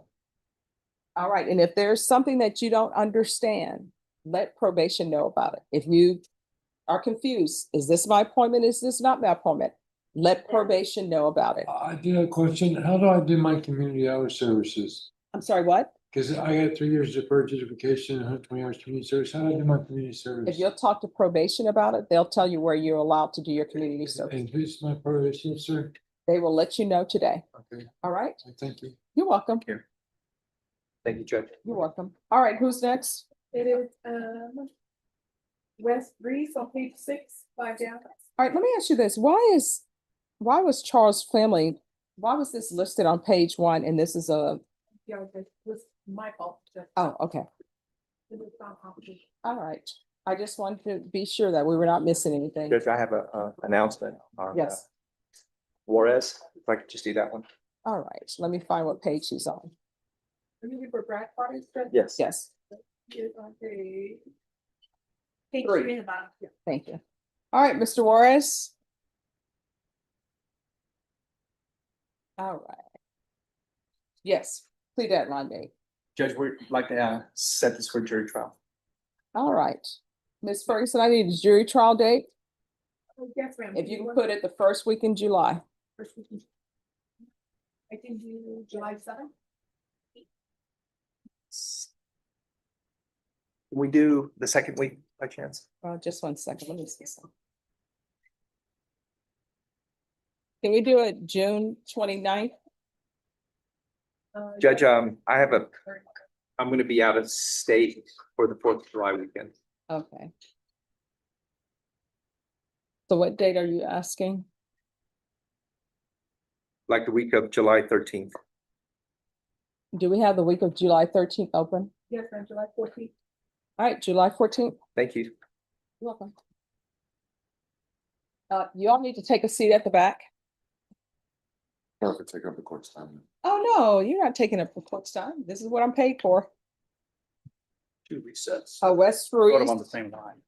Cheated. All right, hello. So where are we on discovery? We're good on discovery, Judge. We're actively filling out a pretrial diversion application. Okay, all right, Ms. Ferguson, I need a PTD date, May 28th? No, No, next the week after that. put him on the same date as his other client. Which are the client's date? June 8th, okay, June 8th, perfect. All right, June 8th. All right, Let's make see. sure you follow through on everything. All right, who else do you have? Luna Taylor, Taylor. All right, Luna Taylor. Thank you. Can you set Taylor on the same date? All right, so what is happening with this case? We just got some body worn cameras and Coban that we're reviewing. I'd like one more discovery date. So we can resolve this matter. All right, final discovery is going to be June 8th and state at that time you need to be prepared to tender an offer. Yes, Judge. I think you All right, thank you. have a seat. Andrea Macedo? She's not up yet, Judge. She's on her way up. Yes. Good morning, Judge. This was going to be a contested hearing, Mhm. but has since been indicted on a new case, so we may have a plea date. We're gonna enter into a plea that will universally accomplish everything, resolve everything. Ms. Ferguson. We call this for a contested hearing in 20 days. Thank you, Judge. Thank you. What date? I can do let's do May 14th. All right, that's your contested hearing, May 14th. I do appreciate it, Judge. Thank you. Welcome. Court is calling 2026 CR 000659 and 2026 CR 000637. State versus Christopher Givens. Can I have parties announced? Sworn affidavit for the state. And Eric DeWalt, and I represent Mr. Givens, and for the record, I would like to say one thing. Brian, Your Honor, on the discovery acknowledgement, I believe there's Brian Givens placed on there. We drew a line and corrected it. That's his brother, and I talked to the state about it, so all of them should say Christopher Givens. Okay. All right, counsel, in each of the cause numbers, have you received all discovery and did you review it with your client? I have, and I believe we have, yes, Your Honor, evidence by myself. In each cause number, the court will find that the state is in compliance with discovery. And counsel, in each of these cause numbers, was it an application for regular probation? Straight probation, Your Honor, yes. All right, in each cause number, did you review the documents entitled application for community supervision with your attorney? Did you understand it and sign it? In each cause number, did you review the true bill of indictment with your attorney? Did you understand it? Counsel, in each cause number, do you waive the reading of the indictment? I do, Your Honor. State in each cause number, are you proceeding on the indictment as presented? In the cause number ending in 659, state waive count 1 and proceed fully on count 2. No objection, Your Honor. Mr. Givens, in each cause number, did you review the court admonishments with your attorney? Did you understand it and sign it in all the appropriate places? Yes. And the cause number ending in 37, you're charged with unlawful possession of a firearm by a felon. Range of punishment is anywhere from 2 to 10 years in the prison and up to a $10,000 fine. And the cause number ending in 59, you're charged with possession of controlled substance, penalty group 1, 4 to 200 grams as a second-degree felony. Range of punishment is anywhere from 2 to 20 years in the prison and up to a $10,000 fine. If you have a plea with the state, the court does not have to follow your plea. If the court does not follow your plea and gives you more than you bargained for, the fact that you entered a plea will not be used against you and you will be allowed to withdraw your plea. You have a right to jury trial, a right for you or your attorney to cross-examine and confront any witnesses. The state would call in the right to remain silent. By entering these pleas, you're giving up those rights. Did you intend to give up those rights and enter into a plea in each of these cause numbers? Counsel, in each cause number, has your client been able to provide you with any defenses? Yes, Your Honor. Do you believe he has a rational as well as a factual understanding of the charges against him? I do, Your Honor. Do you believe he's currently competent and was legally sane at the time of the offense? I do, Your Honor. Mr. Givens, in each cause number, has anyone threatened you, coerced you, or placed you in fear to get you to enter the plea? Anyone promised you anything other than the plea? No one. Are you satisfied with the way you've been represented? If you're not a U.S. citizen, by entering these pleas, you will be deported, denied naturalization, and reentry. Did you understand? In each cause number, the court will find that defendant has knowingly and voluntarily waived his right to jury trial. In each cause number, did you review the plea bargain page with your attorney? Did you understand it? According to your pleas, punishment is to be assessed at 5 years in the prison. There's $1,000 fine probated. The cases will run concurrently. And the cause number ending in 5-9, the state is proceeding on count 2 only. And there's the restitution of $65 to the Bexar County Crime Lab for drug testing. Did you understand that to be your plea? Yes, ma'am. Defense and state? Yes, Judge. In each cause number, did you review the waiver of appeal paragraph with your attorney? Did you understand it and sign it in both places? By signing that, you're waiving your right to appeal. The only items that can be appealed are written pretrial motions that have been filed, heard, and ruled upon by the court. Did you understand? Counsel, are there been any such motions? No, Your Honor. Outside the agreement, the state is recommending that your community service restitution be for a term of 5 years. There be a TAP evaluation, 150 hours community service restitution, the DOEP course, MRT, zero tolerance on firearm possession. Did you understand those are recommendations from the state and the court does not have to follow those recommendations? In each cause number, how do you plead? Guilty, not guilty, or no contest? State, any evidence? Your Honor, state offers states exhibit 1 and all attachments in both causes. No objections to submit, Your Honor. All right. State, you may be excused. In each cause number, did you review the waiver and stipulations with your attorney? Did you understand it and sign it in all the appropriate places? Yes, Again, did you understand you have a right to jury trial, a right for you or your attorney to cross-examine and confront any witnesses the state would call, and the right to remain silent? Did you understand that today the state will be presenting evidence in the form of witnesses' statements and police reports, but most importantly, there will be no live testimony? Did you understand? Court will find that the defendant has knowingly and voluntarily waived and consented to stipulation of testimony and stipulations. Court will accept into evidence states exhibits 1 and attachments and review the same. After reviewing states exhibits 1 and attachments, the court will find there is sufficient evidence to find you guilty. Each cause number, the court will find you guilty. Are you proceeding with sentencing? Please, Your Honor. Anything you wish to say on behalf of your client? Your Honor, I've spoken to my client many times about this incident case, and I've also spoken with his wife. They were in some financial difficulties. We talked about bond reductions. I was appointed 217 days ago, and he's been incarcerated since then. I know his mind is on the right spot. We would ask that you follow the state's recommendation, please. I believe this is the last time we'll see Mr. Givens in front of you until we close this out, hopefully. All right, do you have any children? And the home that you're living in, who lives there? Just my wife. All right, any children in that home? Her kids are grown. Okay. How far did you go in school? All right. And the cause number ending in 5-9, the court is, and count 2 is going to sentence you to 5 years in the prison, suspended and probated for 5 years. There's $1,000 fine that will be probated. Proof of employment within 45 days of release. No employment as a home health care provider or with minors. No unsupervised contact with minors. No residing in homes with minors. I should say households with minors. Regular reporting by Zoom or in person. Regular random UAs. $65 restitution to the Bexar County Crime Lab for testing. 150 hours community service restitution. I'm going to order the MRT Once the MRT is completed, 50 hours of the community service hours will be deemed satisfied. Thank you, Your Honor. I'm gonna order the DOP.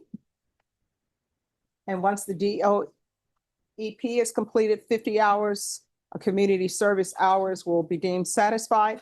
The remaining community service hours will, the court will deduct 1 hour for every sober support meeting that's completed. There's to be a TAP evaluation out of custody, follow results. If TAP recommends inpatient treatment, we'll start with outpatient treatment. There's to be field visits 1 time per month for 6 months. And this is a felony conviction, so you're not allowed to own or possess any weapons. You understand? And I'm also going to order no ammunition possession as well.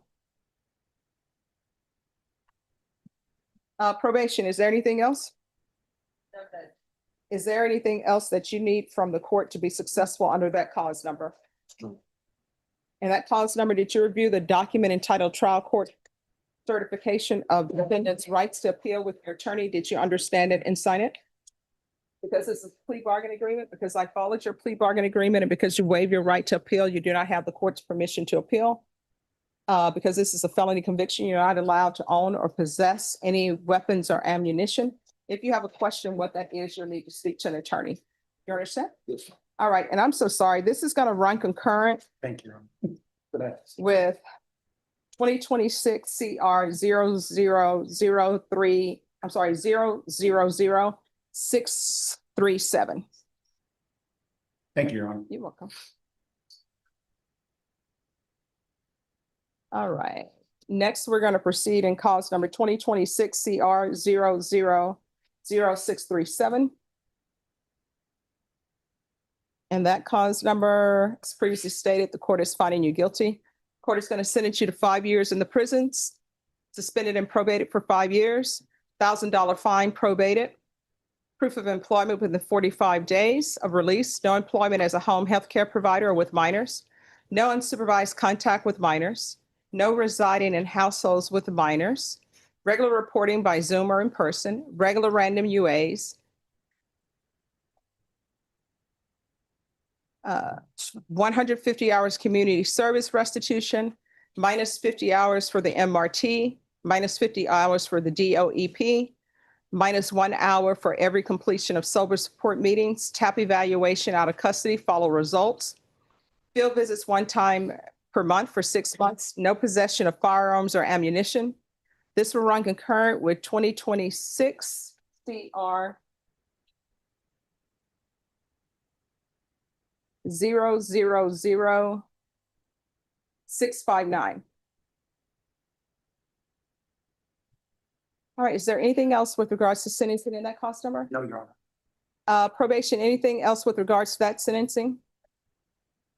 All right, did you review the document entitled Trial Court Certification of Defendant's Rights to Appeal with your attorney? Did you understand it and sign it? Because it's a plea bargain agreement, because I followed your plea bargain agreement, and because you waive your right to appeal, you do not have the court's permission to appeal. Because this is a felony conviction, you're not allowed to own or possess any weapons or ammunition. If you have a question over what that is, you need to speak to an attorney. Do you understand?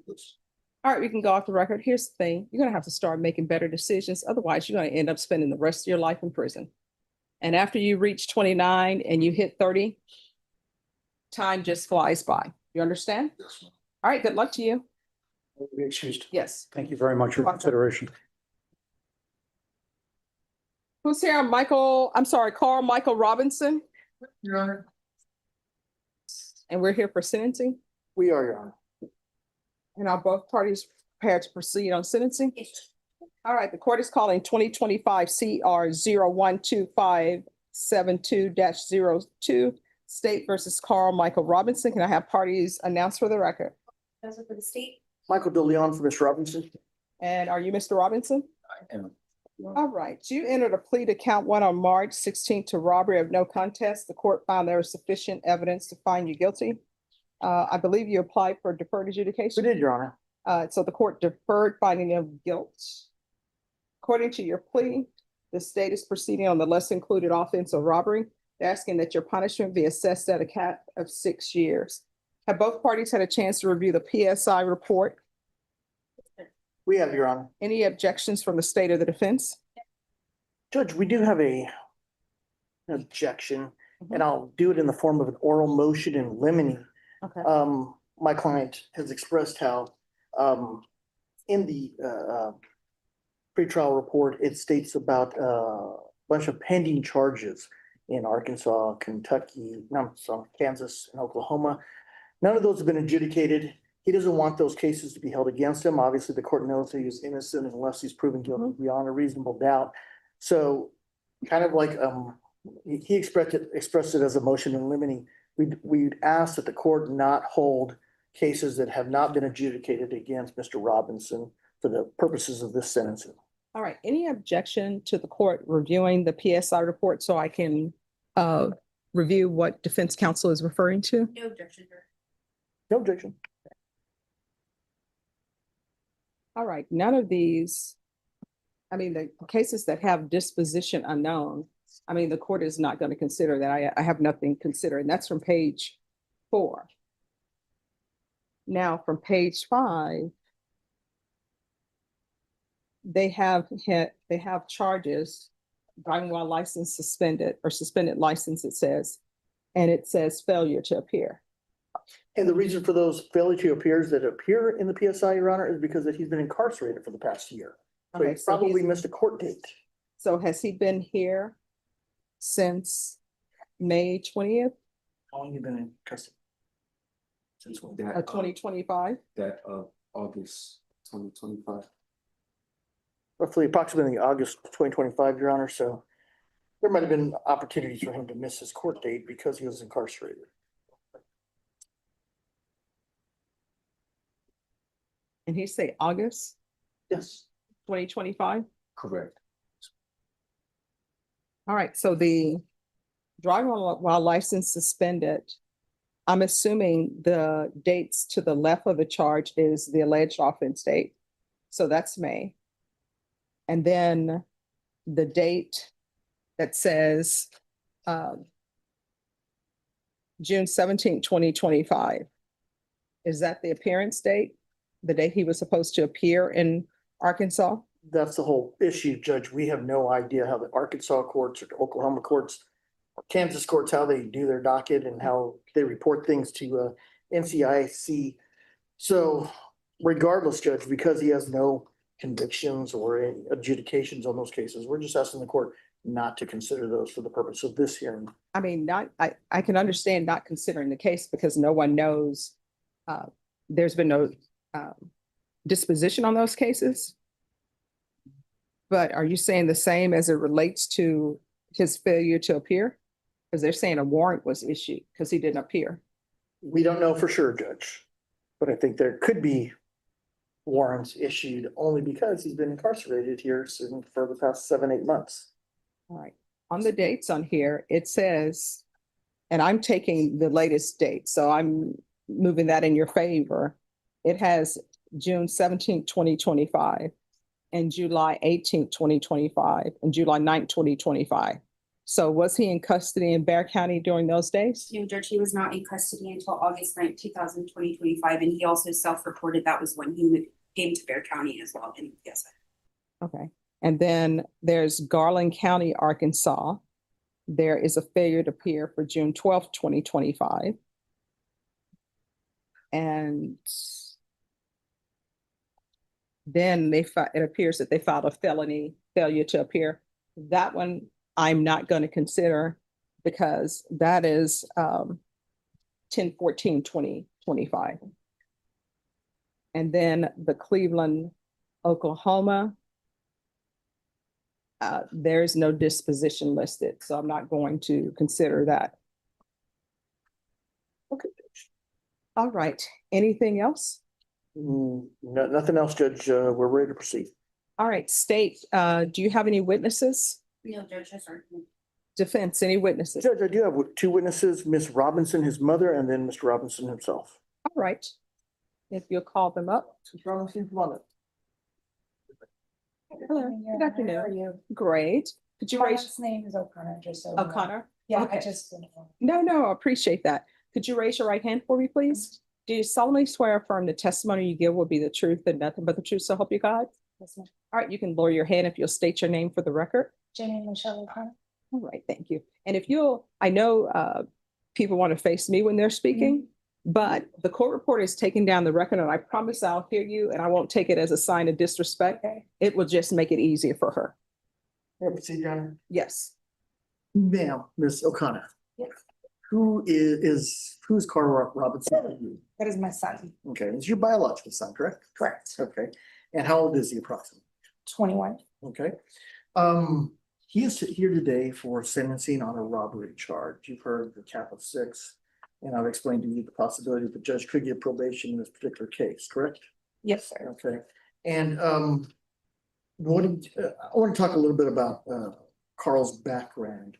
Can you explain, number one, he graduated from high school, correct? Correct. You consider him a very intelligent person. He's incredibly smart. Okay, and can you explain to the judge his upbringing? And has he had an easy life, or what kind of life has he had? I mean, it's been a little unfair, like just the amount of trauma that he had to start off his life with, like from the age of 2 to like 10, and then just like having to grow from that. And then unfortunately other things happened in life, and like just knowing like the anatomy of like your body and stuff like that, and how your brain is, like when you already have that level of trauma, just to be able to like your frontal lobe where you're breathing and your behavior and all that is naturally developed, and your body is just not developed. And I think those things have really played a great impact of poor choices that he has made, not to justify any of his behavior. Can you explain to the court, you're talking about trauma he's had through his childhood? Can you give us a concrete example of what we're talking about? Well,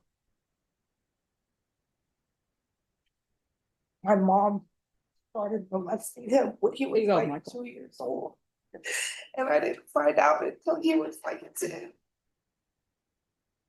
And then my daughter's dad apparently did the same thing to him, and the situation got bad between us, and I'm alive today because my son like literally saved my life. If the judge were to place it on deferred adjudication, do you think that you yourself could help him meet the requirements that probation would require?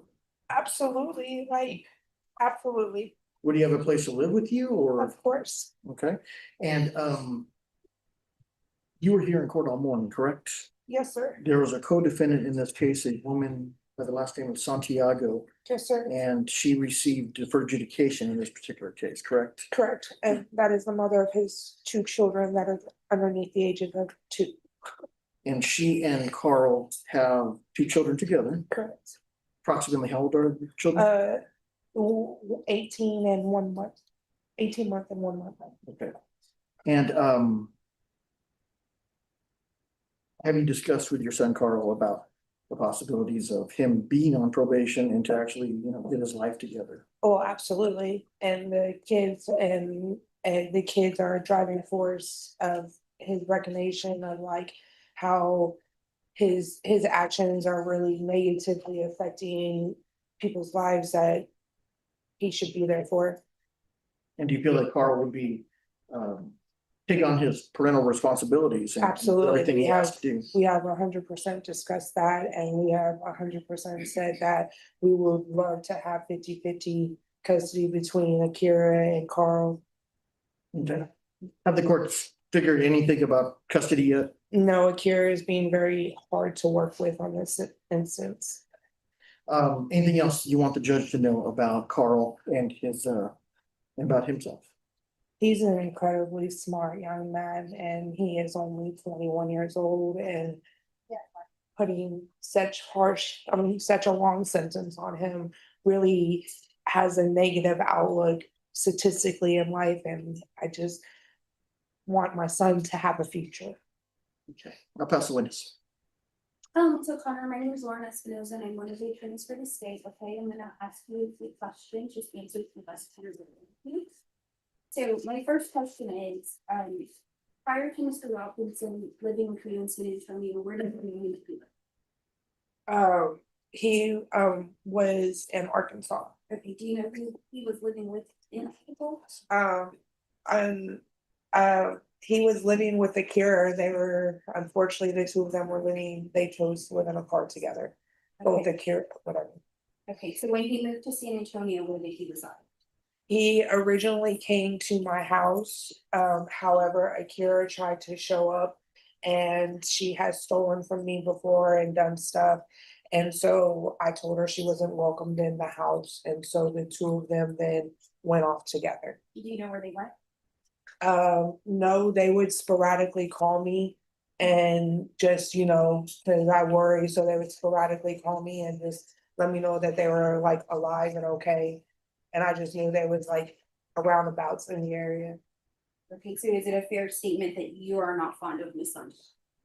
I would not say that, no. I mean, I believe these are both young children who have both had their own sets of issues in life and that are trying to figure out how to navigate. Akira is a young mother of two young children, and that's incredibly hard to deal with. And she hasn't been successful with completing her GED or anything like that. So she had like all that puts hardships and being able to find jobs because you're limited on pay and so there's just a lot of hardships that these young children are unfortunately have to overcome.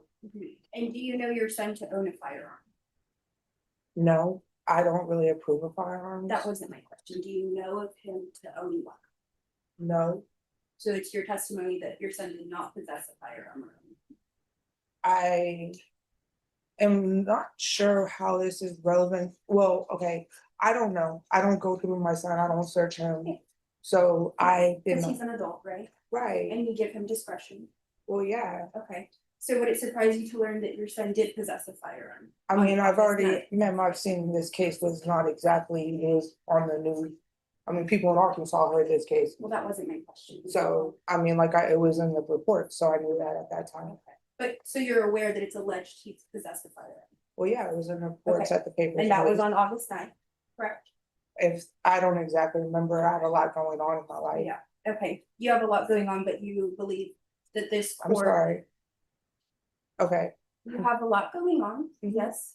And you want this court to believe that Mr. Robinson will be set up for success, right? Yeah, I'm completing at this time. I'm in nursing school right now. I have a 3.7 GPA. Like I'm changing my life and doing a lot of things. So yeah, unfortunately, I do have a life of my own that I have to monitor. That is correct. But however, if my son gets released, if that's what you're asking, will I make sure that he is making better choices and that he's not out carrying firearms and doing inappropriate things? Yes, ma'am. And how are you going to do that? I'm going to, as best as you can, you are not in control of anybody else's actions. You're only in control of yourself. You can only lead somebody and guide somebody. It's not up to me to make those decisions. It's up to him. How do I believe that this is different and he's doing better? I talk to him twice a week, every single week. Since he's like Bear County is so kind to let you have 2 free phone calls. I appreciate. And we talk in those times and we talk about things. And I do believe there's a thing called jail talk, and I've heard it all before, but I know there is a difference in his whole entire thought process. There's understanding of what he's done. And you're aware that Mr. Robinson was also an alleged suspect in an incident of the same circumstances that occurred 7 days prior to this present instance, right? No, I'm not, but I also believe there's also other details of the case that you're not highlighting. So if you want to, like, you have to highlight the whole entire thing and not look at one pinpoint, like, is your character witness, is he really a liable source? Or was he actually committing a time? No, but that's what I'm saying. Let's move along. Right, that's what I'm saying. So your son has 2 children, right? That's what you told this court? Yes, ma'am. Yeah. And you testified that his children are a driving force, correct? Yes. And that it is these children that Mr. Robinson is realizing his actions affect lives of others, right? His children and his family, and I have a daughter who he's very, very close with. Right, So, and she lives out here, so right, it's, so that is your testimony, right? I don't want to mischaracterize it, right? Okay. So that's what you told this court. So where was the 18-month-old on the offense date, August 9th, 2025? the 18-month-old was actually in Arkansas because Akira was out here prior in August. And she wasn't, she was stealing from my house, so she had to go back to Arkansas. She decided to leave her own child in Arkansas and travel down here to Texas. And what date? And that, Santiago did that. that was around his birthday, like in July. But you just said August. No, you asked when this incident occurred. No, I said, where was the 18-month-old in August? You said Arkansas.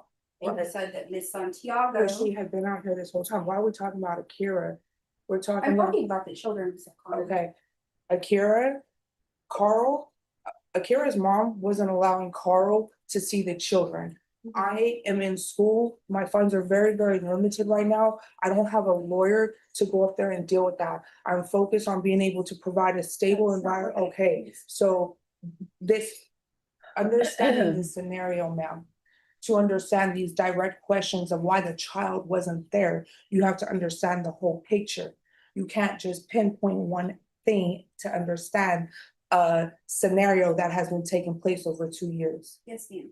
However, my question was not why, it was where. So you have sufficiently answered that. Thank you.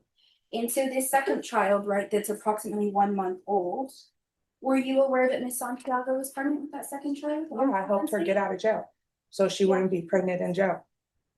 No further questions for this witness, Judge. Nothing further, Judge. All right, thank you. Now we call, Mr. Robinson. Can you raise your right hand? Do you solemnly swear or affirm the testimony you give will be the truth and nothing but the truth, so help you God? I do. All right, you can lower your hand, state your name for the record. My name is Carl Robinson. All right, you may proceed. Mr. Robinson, can you tell the court why you think you should get deferred adjudication in this case? Of course.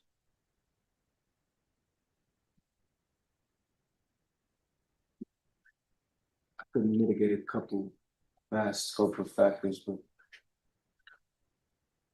specifically what I would like to proclaim is what is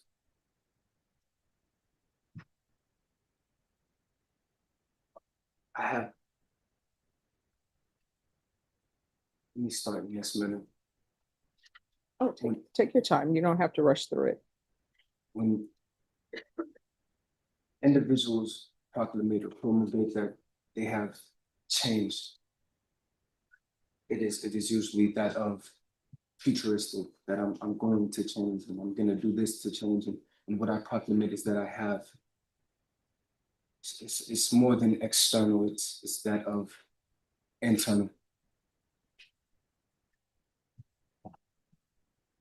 It's that of a genuine disappreciation for the nescience that transpires within the masses.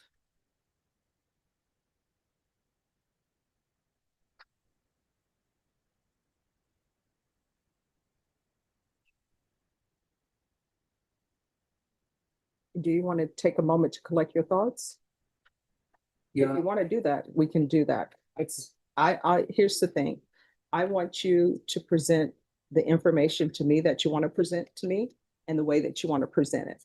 So I'm not going anywhere. I'll be here. If you need a moment to collect your thoughts with your attorney, I'm fine with you doing that, okay? If you want to. Yeah. So let me give him a chance to collect his thoughts with your attorney, then you can come back, okay?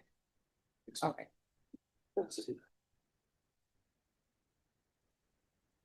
All right, the court is calling 2025 CR 013364, State versus Keith Thompson. Can I have parties announced? State. Eric DeWalt, and I represent Mr. Keith Thompson. And are you Mr. Thompson? Yes. All right, I'm gonna need you to speak up so I can hear and the court reporter can hear. Yes, ma'am.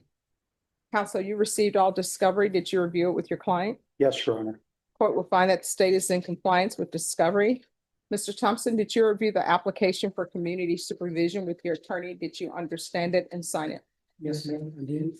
All right, did you review the true bill of indictment with your attorney? Did you understand it? Also, do you waive the reading? I do, Your Honor. State, are you proceeding on the indictment as presented? No, Your Honor, state moves to waive count one and proceed solely on count two. Any objection? No, Your Honor. Mr. Thompson, did you review the court admonishments with your attorney? Did you understand it and sign it in all the appropriate places? Yes, ma'am, I did.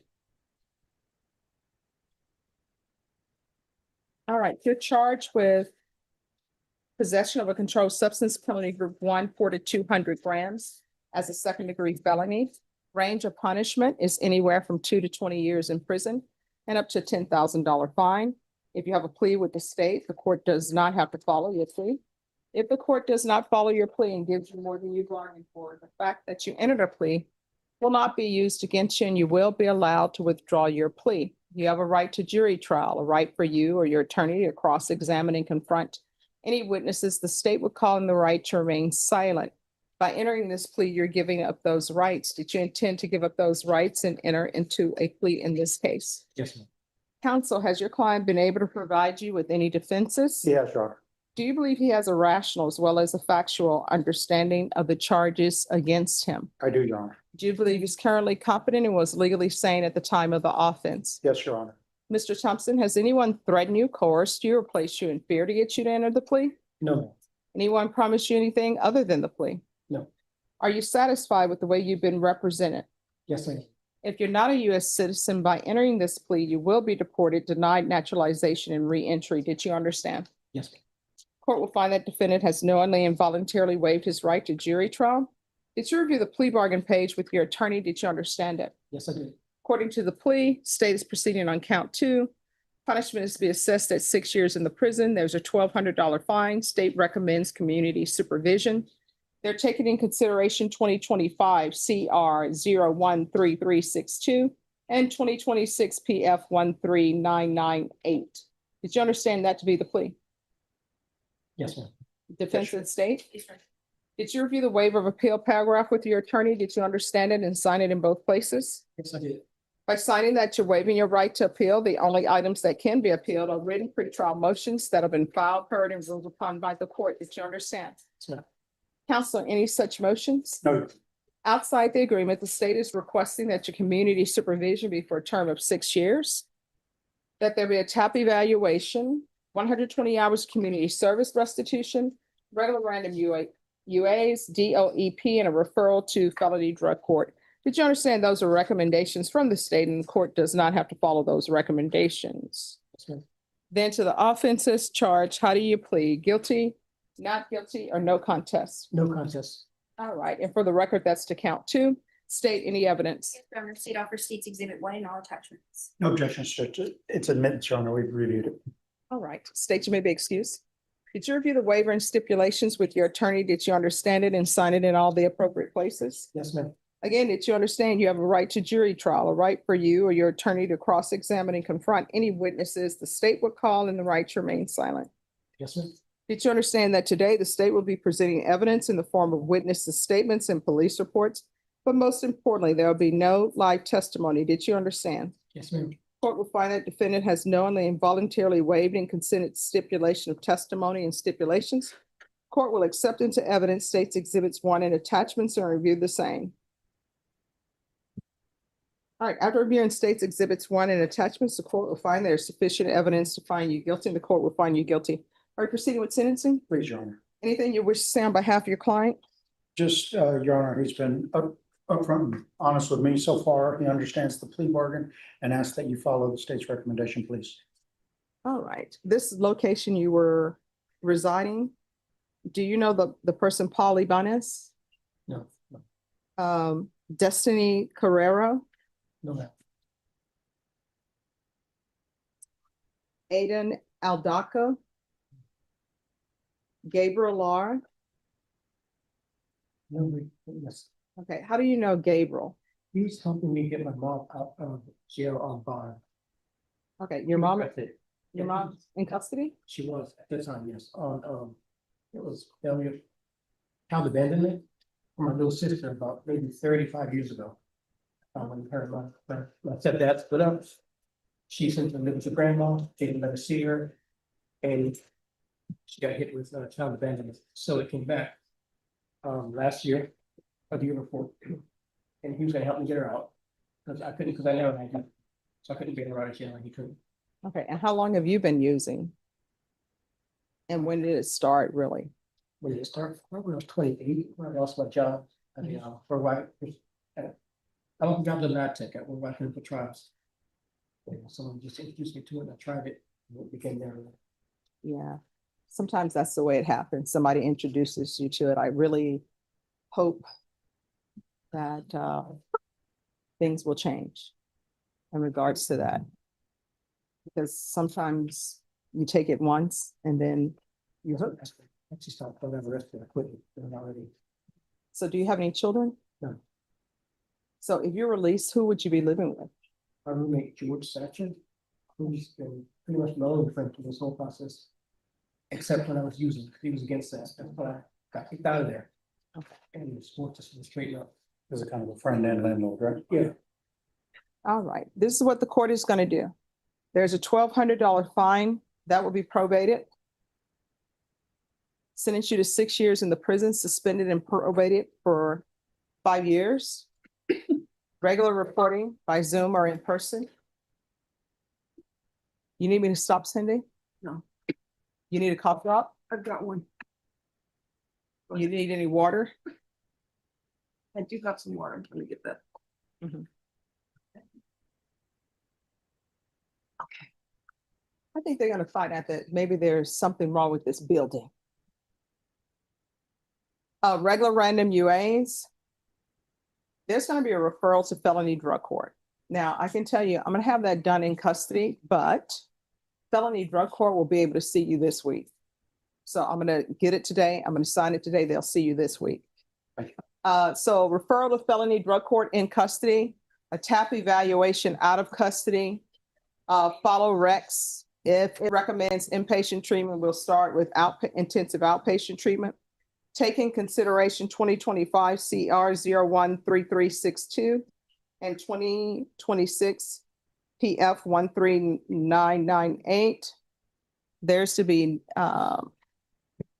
no contact with the following parties. Polybanez, YBANEZ. Destiny. Carrero. Shearer, SCHERRER.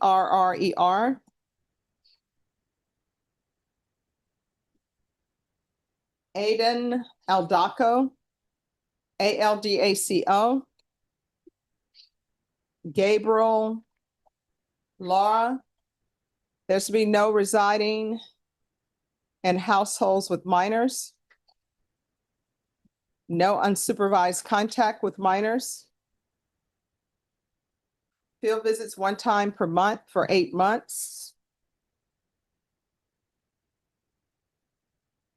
120 hours of community service restitution.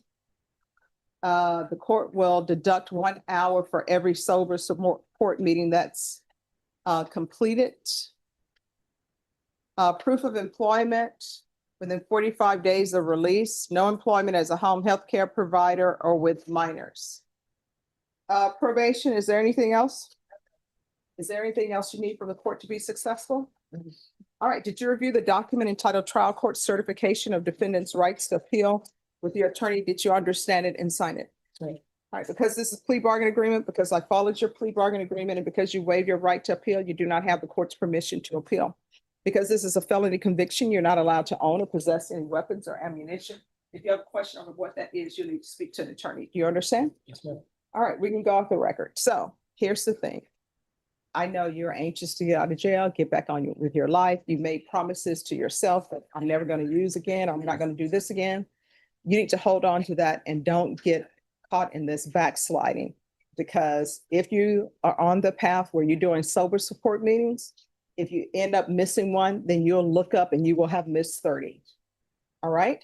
So don't say, you know what, I'll just do 2 the next day, or I'll just do that. because then you look up and you're off the path and you need to remain on the path. Otherwise, you're not going to be able to get a control of your addictions, okay? All right, good luck to you.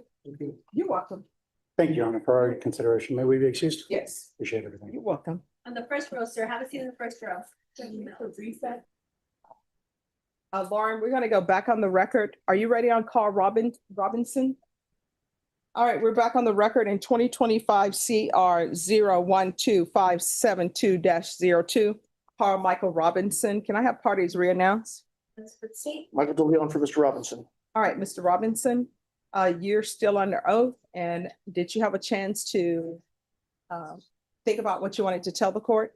I did. All right, do you need any more time? No, no. All right, Mr. DeLeon, you may proceed. Can you tell the court why you think you should get deferred adjudication? Certainly, requesting a chance of external rehabilitation. That's it. Have an opportunity to be there for my children. All the women depended on me, and then, you know,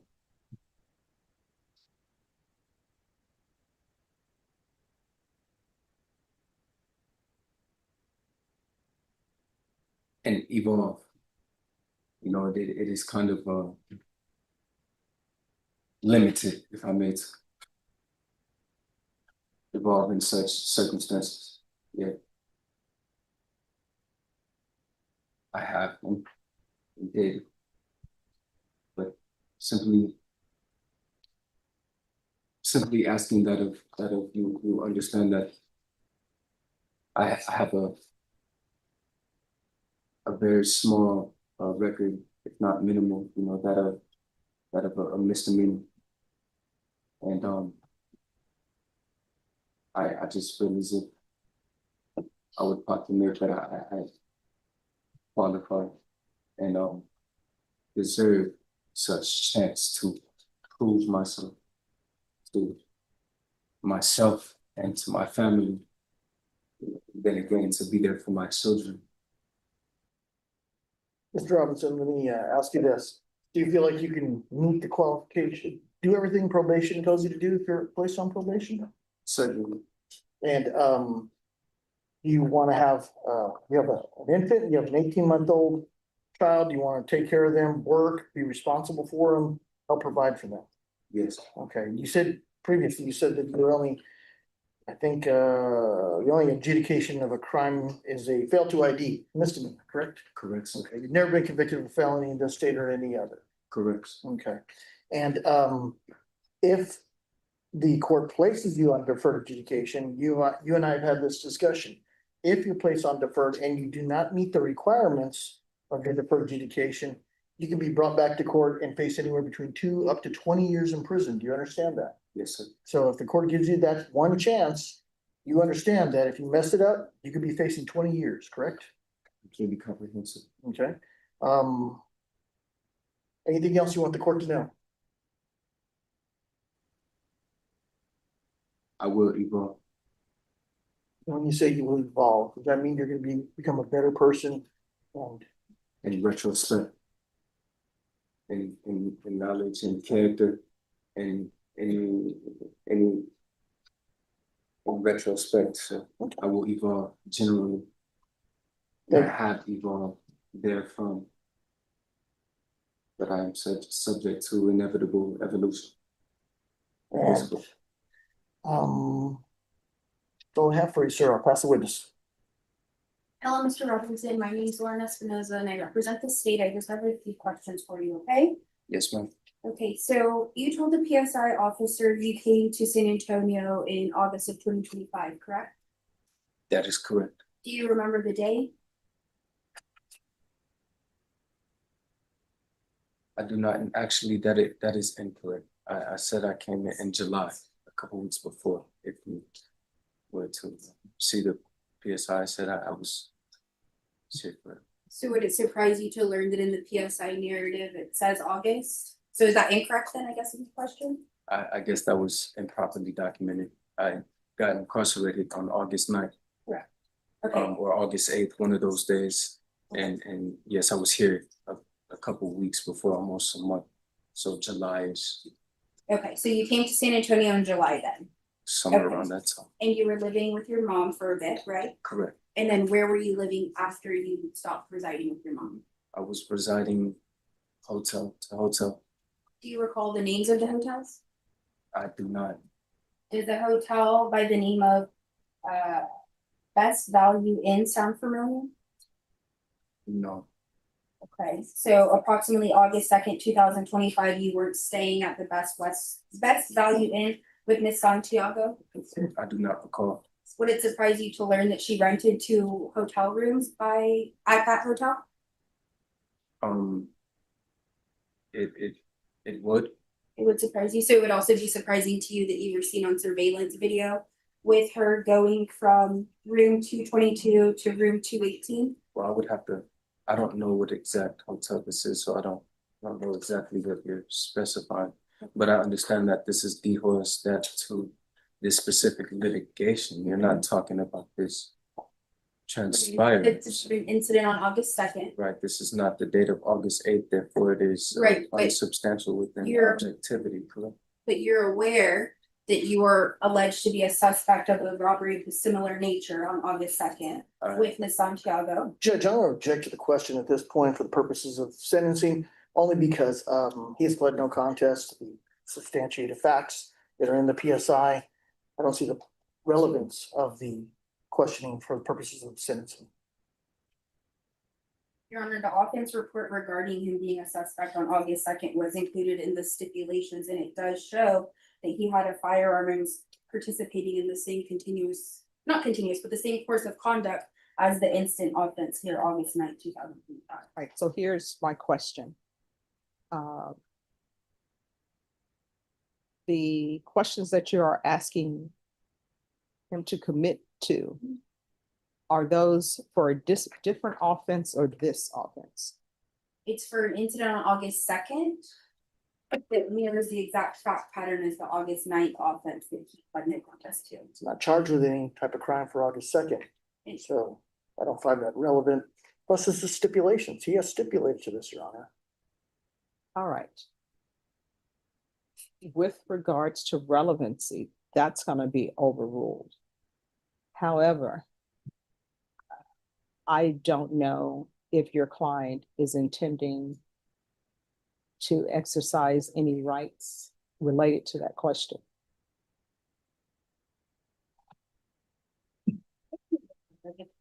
Oh, Okay, so the instant offense here, August 9th, 2025. Do you recall being at a Best Western Plus? This is accurate. Yeah, on IH10, right? And you were there with whom? With the mother of my children, Akira Santiago. Okay, and do you recall being inside the hotel room when the alleged individual complainant came into the room?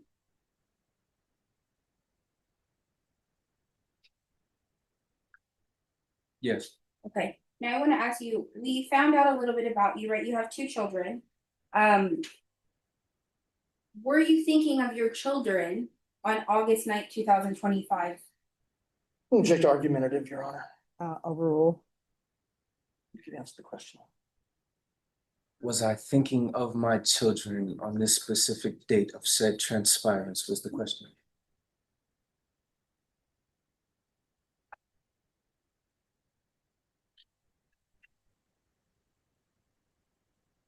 Yes.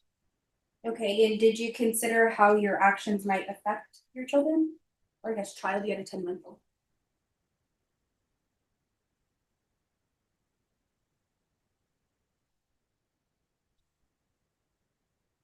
I could have pondered furthermore. Okay, so it's your testimony to, or I guess, let me retract that.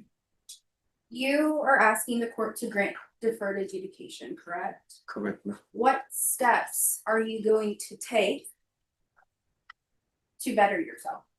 Or what steps have you taken? It is an internal switch in which I probably is just that of not partaking in ignorance, if I may. Subjecting myself to studies, sophisticating my characteristic rather than again subjecting to the nescience. That of we have 8 hours to be out within this predicament I am subjected to. And I have completely inverted my schedule just to stay up, to study all night, divert from things that are irrelevant. Such things that is, those are substantial steps, if you ask me. You know, that of studying, that of planning. Okay, so if you were to be granted probation, you plan to reside with your mother, correct? Correct. Which is someone you were living with before, correct? Correct. And you plan to co-parent with Ms. Santiago, correct? Correct. So how can you be sure you're not going to revert to old habits? Well, thy will shall be done, and my will is certainly not retroactive transpirances. And Mr. Robinson, how did you obtain the firearm allegedly used in this offense?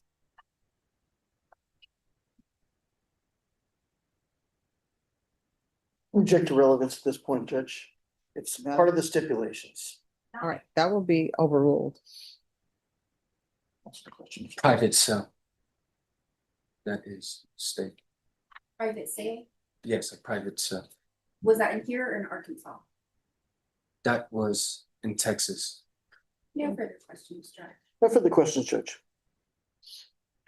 All right, I have some questions. And maybe the attorneys can ask it. Number one is, why are people continuing to have children and they don't have their life together? I can't answer that for you, Judge. And then number two, I will say this, with regards to this case, nobody has clean hands. It just depends on whether or not the public will be safe with his having probation. And based upon what I'm reading in the stipulations, I have some issues with giving him probation, and maybe somebody can alleviate my concerns, maybe not. Here are my issues. You have the complainant who meets the mother of your child, and they're supposed to be meeting up some hotel to engage in certain intimacies in exchange for funds. And according to the stipulations, this was all planned out for you to come in and take money. And a gun is pulled on the guy. You want his gold chain. And in the stips, he said you even brought the equipment to determine the clarity of the gold chain. And he did tell the guy, hey, no, I'm not going to shoot you, but I will beat you with this gun. So I don't know if anybody wants to address those for the court, because I find it very concerning as far as it relates to public safety. And I don't know if anyone is able to address those concerns. And I know that the co-defendant, the mother of your children, is in Arkansas. She ended up in probation, and I know, but for her, this probably would have never happened, because if she wouldn't have agreed to meet up with him at a hotel, you know, to have intimacies with him instead of you all getting a real job and taking care of the children that y'all decided to birth into this world, we wouldn't be here. So anybody want to address my concerns or issues? Judge, I will address with essentially my closing argument is that Mr. Robinson's 21 years old. Young men make stupid choices, and stupid choices were made in this particular case. However, he has never been convicted of a felony before. He's been convicted of fail to ID one time in some other jurisdiction. He wants that opportunity for deferred adjudication, Your Honor, to prove himself. If he messes up, he is facing 20 years. That will ensure the community that of public safety in this particular case. I don't know if does his brother still live in Arkansas? No, my mom stays here. Okay. Regardless, Judge, with a co-defendant who got 5 years, a complainant who got his gold chain back, a complainant who was outdoing, illicit things. Regardless, he wants that opportunity for deferred adjudication. If he messes up, he's gonna be back here. He's gonna get 20 years, up to 20 years under a deferred adjudication. We want that opportunity for him. Like most people, 21-year-old man placed in this position by themselves because of poor choices. He knows that, he gets slapped in the face with the reality of the criminal justice system. He has that one more opportunity, Your Honor, if the court provides him with deferred adjudication, provides him that opportunity to do right, to change his life around. If he doesn't, then he's facing up to 20 years at that point. So we'd ask the court to consider the fact that he has not been adjudicated on any other cases. And in this particular case, even when in the steps, he says, I'm not gonna shoot you, but I'll beat you. I'm paraphrasing and. I mean, what are you shaking your head for? That's what's in the stipulations. That is what the witness proclamated, Mrs. Boyd, but that is not. All right, this is what I'm gonna ask you to do for me. Stop using words that have more than 3 syllables that are in no way related to the questions that are being asked of you. So here's the thing. What's in the stipulation is what I go by, because stipulated means, everybody agrees. If this person were to come into court to testify, they're going to say exactly what's in the stipulation. That's when people sign off on this, that's what they're saying. They're saying, you know what? If this witness comes in, they're going to say exactly what's in the stipulations. And when I review the stipulations, I'm viewing it to see whether the evidence is sufficient enough to find somebody guilty beyond a reasonable doubt, right? That's what the stipulations are. And obviously we're here at sentencing, so I have deemed that there's enough evidence that has been presented by the state through way of stipulation for you to be found guilty. So that's what's in the stips that I read. If that's not what I read in the stips, somebody correct me. I'm not going to take offense. That is what is in the stipulation. All right. Okay. Nothing further, Judge. State. Your Honor, we ask that you deny the application for deferred adjudication sentenced to a cap of 6 years in the prison. Defense counsel points to the co-defendant getting 5 years deferred adjudication. However, it was Mr. Robinson that had the firearm and held the complainant at gunpoint. Further, the state would assert that Mr. Robinson does pose a potential risk of flight. Based on the PSI, he does have the 3 fail to appears in Arkansas. For June and July of 2025, which were dates prior to this and shortly before Mr. Robinson did show up in Texas, as he told the court. It's actually July of 2025, not August. So he does pose that risk of flight, and I don't think he would be a good candidate for deferred adjudication. He poses a risk to the community, Judge. We can't have people in our community going around holding people at gunpoint instead of getting jobs to financially support themselves in that way. So for that, we'd ask that you deny his application. And lastly, Judge, on the court dates in Arkansas in July or wherever, it's all hearsay. We don't know exactly when those court dates are. We don't know anything about whether he was supposed to appear or not appear. If there's a non-appearance docket, we know nothing about that. So a little nitpicky on the state's interpretation of those dates, but the main big picture is this young man has never been convicted of a felony before. We're asking for deferred adjudication, Your Honor. All right, so this is what I can tell everybody. He's going to be convicted of a felony today. So I'm not going to grant your application for deferred adjudication. Now, whether or not I give you probation or not, that's something I still need to think about. So I'm going to find him guilty. And then, counsel, you're available to come back tomorrow by Zoom? I'll be here. All right. I'll be in the courtroom on a different matter, Your Honor. All right. So the court is going to find you guilty. I'm not going to grant your application for deferred adjudication. And I'll come back tomorrow and let you know whether or not I'll grant probation.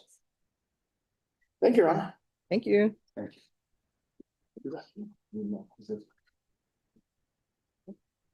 All right, court is calling 2025 CR 015212, State versus Jetsen Joseph. Could I have parties announced? Sandra Gonzalez for the state. Brent de la Paz for Ms. Joseph. And are you Miss Joseph? Yes. All right, we have an interpreter here. If you could raise your right hand for me, please. Do you solemnly swear and affirm you will faithfully translate from English into Spanish and Spanish into English? So help you God. I do, Your Honor. All right, you can lower your hand if you'll state your name for the record. Lupita Buitron. All right, counsel, do you speak Spanish? Yes, Your Honor. And do you speak it fluently? Yes, Your Honor. And were you able to review the documents that are in English with your client in Spanish? Yes, Your Honor. Ms. Joseph, were the documents explained to you in Spanish? Yes. All right, counsel, you received all discovery. Did you review it with your client? Yes, Your Honor. Court will find that the state is in compliance with discovery. Ms. Joseph, did you review the application for deferred adjudication or community supervision with your attorney? Did you understand it and sign it? Yes. Did you review the true bill of indictment with your attorney? Did you understand it? Yes. Counsel, do you waive the reading of the indictment? We do, Your Honor. State, are you proceeding on the indictment as presented? Lesser included, driving while intoxicated, 0.15 or above. No objection, Your Honor. All right, did you review the court admonishments with your attorney? Did you understand it? Yes. All right, the state is proceeding on the lesser included offense of DWI as a Class A misdemeanor. The range of punishment is up to 1 year in the Bexar County Jail and up to a $4,000 fine. If you have a plea with the state, the court does not have to follow your plea. If the court does not follow your plea and gives you more than you bargained for, the fact that you entered a plea will not be used against you and you will be allowed to withdraw your plea. You have a right to jury trial, a right for you or your attorney to cross-examine and confront any witnesses. The state will call in the right to remain silent. By entering this plea, you're giving up those rights. Did you intend to give up those rights and enter into a plea in this case? Yes. Counsel, has your client been able to provide you with any defenses? Yes, Your Honor. Do you believe she has a rational as well as a factual understanding of the charges against her? She does, Your Honor. Do you believe she's currently competent and is legally sane at the time of the offense? Yes, Your Honor. Ms. Joseph, has anyone threatened you, coerced you, or placed you in fear to get you to enter this plea? No. No. Anyone promise you anything other than the plea? No.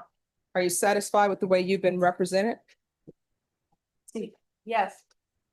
If you're not a citizen, you could be deported, denied naturalization, and re-entry by entering into this plea. Do you understand? Yes. Court will find that defendant has knowingly and voluntarily waived her right to jury trial. Did you review the plea bargain page with your attorney? Did you understand it? Yes. According to the plea, state is proceeding on the lesser included offense. They're asking that your punishment be assessed at 1 year in the Bexar County Jail, $800 fine, probated. State recommends community supervision. Did you understand that to be your plea?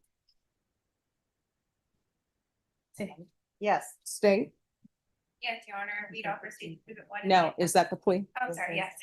Defense? It is, Your Honor. Did you review the waiver of appeal paragraph with your attorney? Did you understand it? And sign it in both places? Yes. By signing that you're waiving your right to appeal, the only items that can be appealed are written pretrial motions that have been filed, heard, and ruled upon by the court. Did you understand? Yes. Any such motions? No motion, Your Honor. Outside the agreement, the state is requesting that your community supervision be for a term of 2 years. There be a TAP evaluation, 80 hours of community service restitution, admission interlock for half the term, VIP live, DWI education course, driver's license suspension for half the term, and parenting class. Did you understand those are recommendations from the state and the court does not have to follow those recommendations? Then to the lesser included offense, how do you plead guilty, not guilty, or no contest? No contest. State any evidence. No, first states, if it's one of the attachments. No objection, Your Honor. All right, state you may be excused. Did you review the waiver and stipulations with your attorney? Did you understand it and sign it in both places? I'm sorry, the interpreter have a repeat. All right. Did you review the waiver and stipulations with your attorney? Did you understand it and sign it in all the appropriate places? Yes. Again, did you understand you have a right to jury trial, a right for you or your attorney to cross-examine and confront any witnesses the state would call, and the right to remain silent?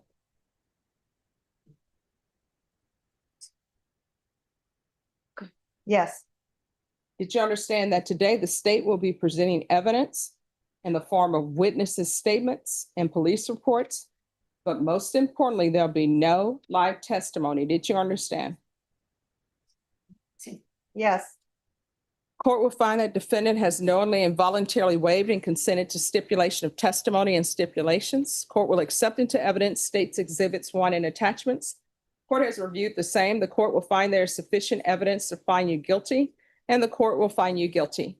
Are you proceeding with sentencing? Yes, Your Honor. Anything you wish to say on behalf of your client?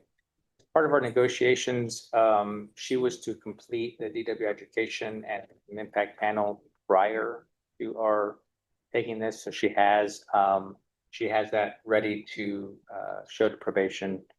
The rest of it, I think she is manageable. I did discuss this with the state this morning or today. She is in a study, one of those like monitor you for different things. That's going to start tomorrow. There's only going to be 2 instances where she's going to be in a facility for 10 days. One of those happens to be tomorrow. I discussed that with the state. I think she'll have her phone with her. I don't think anything should interfere with that. Oh, we did, Your Honor, talk about, she does have ignition lock on her phone right now. We did talk about the possibility of the track watch, which is new to me. It's something that's an alternative, just so she doesn't miss any load times if she's in one of those places. Okay.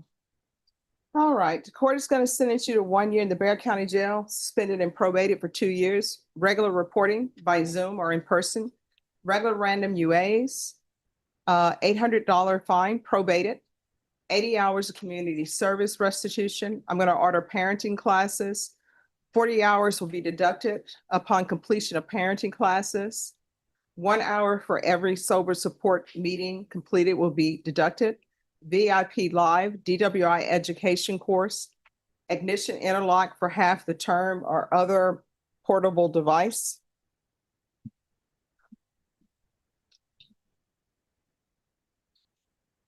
There's to be no driving without ignition interlock. TAP evaluation out of custody.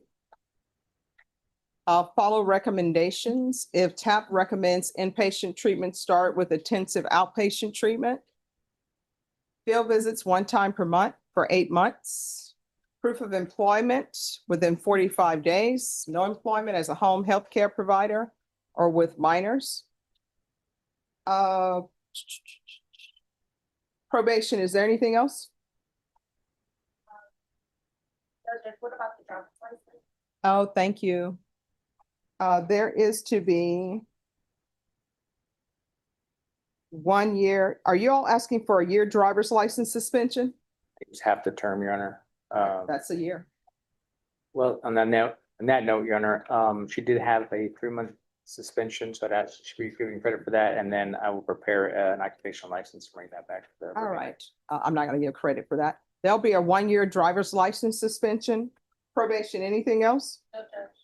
All right, did you review the document entitled Trial Court Certification of Defendant's Rights to Appeal with your attorney? Did you understand it and sign it? Yes.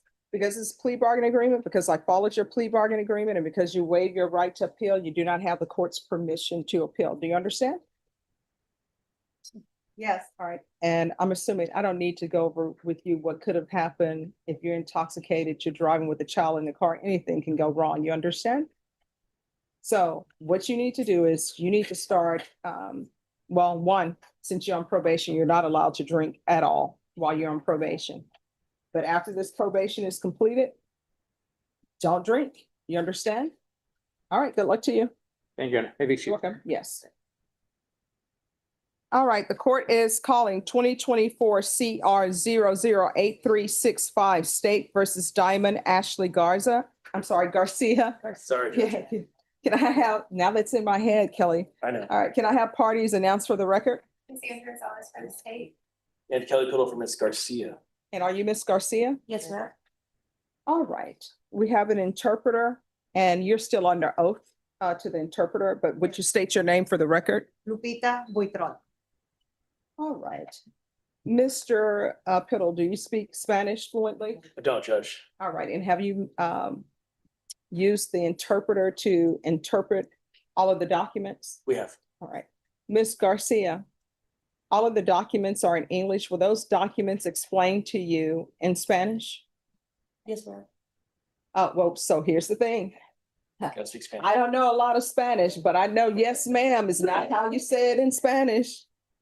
So you're either gonna speak in Spanish or not. So do you prefer speaking in Spanish or English? I'd rather speak English. All right. There we go. Thank you, Your Honor. Thank you. Okay. See, you have to ask, right? Yes, ma'am. All right. Did you review the motion to enter adjudication of guilt with your attorney? Did you understand it? Yes, ma'am. Are you the same Diamond Ashley Garcia who was placed on deferred adjudication in 2024 CR 008365 for the offense of possession of a controlled substance, penalty group 1 to 4 grams on September 26, 2024 for a period of 4 years? Is that you? Yes, ma'am. All right, state. We're here in a violation of condition number 4 in Bexar County, Texas. The defendant Diamond Ashley Garcia did then and there fail to report to the supervision officer as directed for the months of September 2025 and October 2025 in violation of condition number 4. How do you plead to that? True or not true? True. State. So we have an agreed recommendation. Well, no. Are you waiving the other allegation? Yes, we'll waive and abandon the remaining allegations. No objection.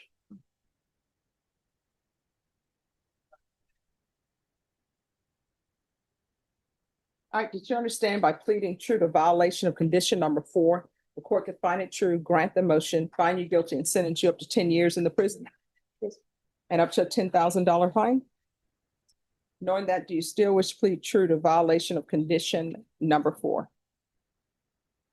I'm sorry? Yes, ma'am. Court will find violation of condition number 4 true. Is there a proposed agreement? Yes, Your Honor, our proposed agreement is to grant the motion to revoke, adjudicate her guilty and put it into 2 years to. That's our understanding of the agreed recommendation. All right, and are you all in agreement with that? Yes. All right, are you asking the court to follow that agreement? Yes. Are you waiving your right to appeal? And that is why everyone, I check the boxes. I don't have other people checking boxes because I get to decide whether or not you have the right to appeal. Sorry, Judge. It's okay. All right, the court is going to follow your agreement. The court will grant the motion, find you guilty, revoke. Court will sentence you to 2 years in the prison, give you credit for any time served. Court will recommend the therapeutic community. Therapeutic community doesn't increase the time that you're in custody. It's really designed to help you with any addictions you may have or mental health issues that you may have. There's to be no residing in households with minors and no unsupervised contact with minors. And just let me see something here.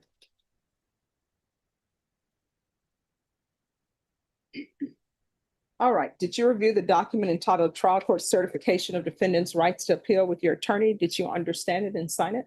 Yes, ma'am. All right, because you waive your right to appeal, you do not have the court's permission to appeal. Because this is a felony conviction, you're not allowed to own or possess any weapons or ammunition. If you have a question over what that is, you'll need to speak to an attorney. Do you understand? Yes, ma'am. All right, we can go off the record. Here's the thing, you got to make better choices, okay? Yes, ma'am. When you're released from custody, there are plenty of places that will take you in. I would suggest humbly that you try to get into lifetime recovery because they will handle dual diagnosis, or, and the alternative, if you go to felony drug court will give you different resources, okay? Yes, ma'am. All right, good luck to you, all right? Thank you, ma'am. You're welcome. Have a Have good a one. good day. Thank you, you too.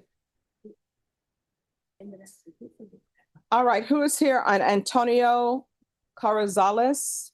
Corrales? I keep trying to add extra syllables. All right, court is calling 2025 CR 011456, State versus Antonio Valentin Corrales. Could I have the parties announced for the record? Barnett for the state. Carl Alexander for Mr. Corrales. And are you Mr. Corrales? Yes, ma'am. Counsel, you received all discovery. Did you review it with your client? To the best of my knowledge, the state has complied with 3914 judge, and yes, I have reviewed the evidence with my client. Ms. Corrales, did you review the document entitled Application for Deferred Adjudication or Community Supervision with your attorney? Did you understand it and sign it? Yes, ma'am, I reviewed it. Did you review the true bill of indictment with your attorney? Did you understand it? Understood. Counsel, do you waive the reading? Yes, Your Honor. State, are you proceeding as on the indictment as presented? Yes, you are. Okay, yes, Judge. Ms. Corrales, did you review the court admonishments with your attorney? Did you understand it and sign it in all the appropriate places? Yes, ma'am, I signed it. You're charged with aggravated assault with a deadly weapon. That's a second-degree felony. Range of punishment is anywhere from 2 to 20 years in prison and up to a $10,000 fine. If you have a plea with the state, the court does not have to follow your plea. If the court does not follow your plea and gives you more than you bargained for, the fact that you entered a plea will not be used against you and you will be allowed to withdraw your plea. You have a right to jury trial, a right for you or your attorney to cross-examine and confront any witnesses the state would call them, the right to remain silent. By entering this plea, you're giving up those rights. Did you intend to give up those rights and enter into a plea in this case? I agree.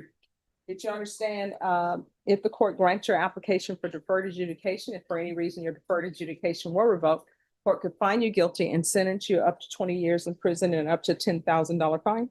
Yes, ma'am. Counsel, has your client been able to provide you with any defenses? Yes, Your Honor. Do you believe he has a rational as well as a factual understanding of the charges against him? I believe so. I will add, he was evaluated for competency. Mr. Corrales is intellectually disabled. We did have a judicial determination that he is competent to stand trial. Okay. And do you believe he was sane at the time of the offense? I believe he, yes, meets the legal definition to have been sane at the time of the offense. Yes, Your Honor. Mr. Corrales, has anyone threatened you or placed you in fear to get you to enter this plea? No. Anyone promise you anything other than your plea bargain agreement that you've reached? No, ma'am. Are you satisfied with the way you've been represented? Yes, I'm satisfied. If you're not a U.S. citizen, by entering this plea, you will be deported, denied naturalization, and re-entry. Did you understand? I understand that. Court will find that defendant has knowingly and voluntarily waived his right to jury trial. Did you review the plea bargain page with your attorney? Did you understand it? Yes, I read it all. I understand it, ma'am. According to the plea, there's a $1,000 fine, affirmative finding of deadly weapon. State recommends deferred adjudication. They're taking in consideration 2025 AL 003247. Did you understand that to be your plea? Understood. Defense and state? Yes, Your Honor. Did you review the waiver of appeal paragraph with your attorney? Did you understand it and sign it in both places? Yes, ma'am. By signing that, you're waiving your right to appeal. The only items that can be appealed are written pretrial motions that have been filed, heard, and ruled upon by the court. Did you understand? Understand. Any such motions? There were only bond motions, Judge, so. Outside the agreement, the state is recommending that your deferred adjudication be for a term of 10 years. There be a TAP evaluation, 200 hours of community service restitution, the mixed supervision, no possession of firearms, MRT, and the hostility management course. Did you understand those are recommendations from the state and the court does not have to follow those recommendations? Yes, ma'am. Then to the offense, how do you plead? Guilty, not guilty, or no contest? No contest. State, any evidence? Yes, Your Honor, state offers State's Exhibit 1 and all attachments. Excuse me, we have reviewed the same, no objections. All right, did you review the waiver and stipulations with your attorney? Oh, state, you may be excused. Did you review the waiver and stipulations with your attorney? Did you understand it and sign it in all the appropriate places? Yes, ma'am. Again, did you understand you have a right to jury trial, a right for you or your attorney to cross-examine any witnesses the state would call and the right to remain silent? Did you understand that today the state will be presenting evidence in the form of witnesses' statements and police reports, but most importantly, there'll be no live testimony? Did you understand? I understand that. Court will find that defendant has knowingly and voluntarily waived and consented to stipulation of testimony and stipulations. Court will accept into evidence states exhibits 1 and attachments and review the same. All right, after reviewing states exhibits 1 and attachments, the court will find there's sufficient evidence to find you guilty. Court will defer finding of guilt as you've applied for deferred adjudication. Are you proceeding with sentencing? Yes, Your Honor, and I do have a few items to address before the. Yes. So first and foremost, I guess I had been dealing with Galloway. She's not present. I did submit these documents to her earlier, but I'd like the court to consider them. So they've been marked as Defendant's Exhibit 1 and Defendant's Exhibit 2. Defendant's Exhibit 1 is a disability determination explanation that was used in ascertaining whether or not Mr. Corrales qualified as being disabled for purposes of Social Security disability insurance. And then State's Exhibit 2 is that actual determination as well, showing that he has been in fact labeled as disabled by the U.S. government. As I mentioned before, and which you'll find in those, is Mr. Corrales is intellectually disabled. He's also been diagnosed as schizophrenic, as well as suffering from ADHD.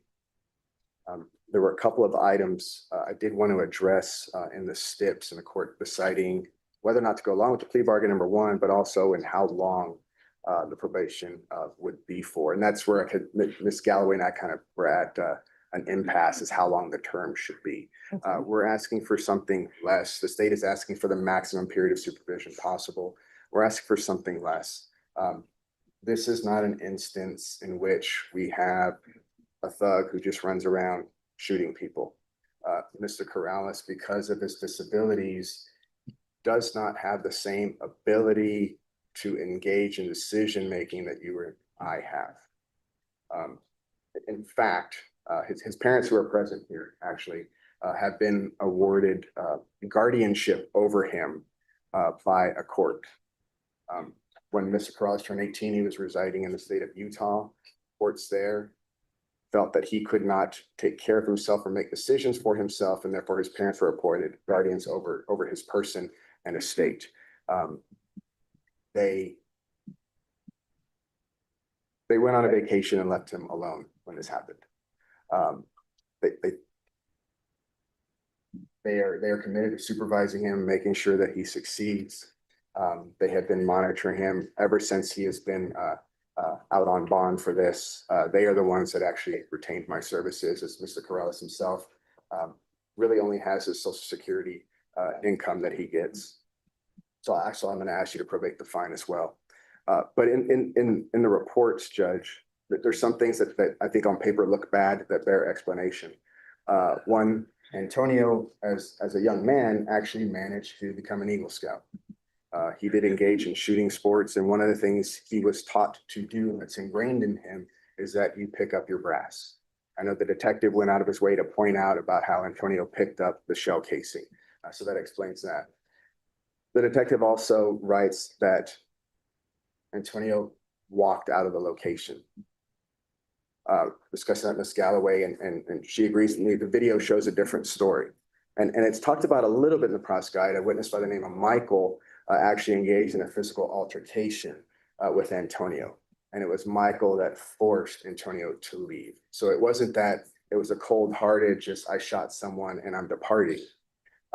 Antonio was forced to leave, Judge. And so I think that makes a difference when we're evaluating cases like this. Antonio needs help. He needs to be in the MIC unit. He needs supervision. He needs the kind of help that unit can provide and that his parents are committed to helping him with. The court may remember during the pendency of this case, he was also hospitalized for his mental health and actually missed court, and we had to provide proof of that. He has had some suicide attempts in the past. He has engaged in some self-harm, and a lot of that is actually talked about in the narrative portion of Defendant's Exhibit 1. My concern with what the state wants with 10 years of deferred is that long of a period with a young man who has the deficits that Antonio has. Is we are exponentially increasing the likelihood that he will mess up on some sort of technicality. The court can certainly extend him if he has a minor violation. And obviously, and I had to explain it to him a few times, but he understands that if he were to violate, the court also has the full range of punishment if the court chooses to revoke the deferred adjudication. But we're asking that you at least start him off somewhere on the lower end of 3 to 5 years, which I think is certainly enough time to see how he does, to see if he is rehabilitated, if he has learned from what he did. And if he needs a little more time, then the court, of course, can always extend him up to the 10 years. But I think the 10 years, when you look at the totality of who he is and how this all came to be, I think 10 years is excessive. All right. I'm gonna allow defense counsel to withdraw defense exhibits 1 and 2. And if you'll give those to probation. This is what the court is gonna do. Court is gonna sentence you to $1,000 fine that will be probated. Regular reporting by Zoom or in person, regular random UAs. Is he going to remain in San Antonio? I believe so. Yes, his parents are nodding yes. All right, take in consideration 2025 AL 003247, 6 years deferred adjudication, no contact with the complainant, no possession of firearms or ammunition. There'll be a referral to Center for Healthcare Services, the Mental Health Initiative, 200 hours community service restitution. Once he's completed hostility management course, 100 hours will be deducted. The remaining 100 hours will be deducted upon completion of the MRT. Proof of SSI or proof of employment within 45 days. No employment as a home health care provider with minors. Are there any minors living in the household? I don't believe so. No. Yeah, okay. There's to be no unsupervised contact with minors. No residing in households with minors. No contact with the Waterburger that's located at 8002 Fredericksburg Road.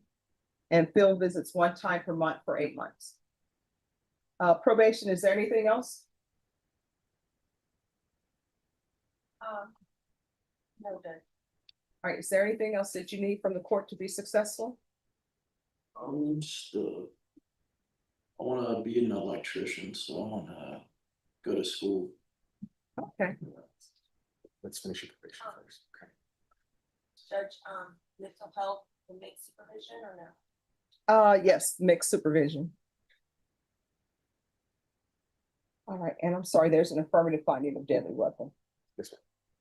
All right, to the parents, is there anything else he needs or they feel he needs? Feel good? Okay. All right.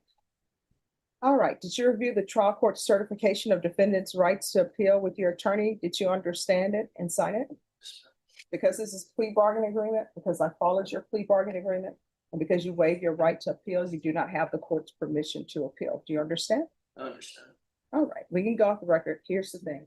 Whenever there are disagreements between people, when you see it's ramping up or escalating, just walk away. In the words of my grandmother, you know what she would always do? She'd walk away and she'd say, somebody got to have sense. And so she'd just walk away. So in your mind, you can say, somebody got to have sense and just walk away. Okay? All right, good luck to you. Thank you. You're welcome. Thank you for dressing appropriately for court. You always do, though. I appreciate that. I appreciate it. All right, thank you. All right, so outstanding ballistics stuff. No, me and Miss Galloway have been fighting all afternoon. She finally made us an offer. I know today was a final offer day, but she just made the offer. Oh, no. Actually, on here, I have it, the outstanding ballistics, but y'all have all. We have everything, Judge. Okay. Oh, you know what? It's probably listed on. When the other one she's got. Yeah, on the other cases. All right. So I'll give you guys a plea deadline date.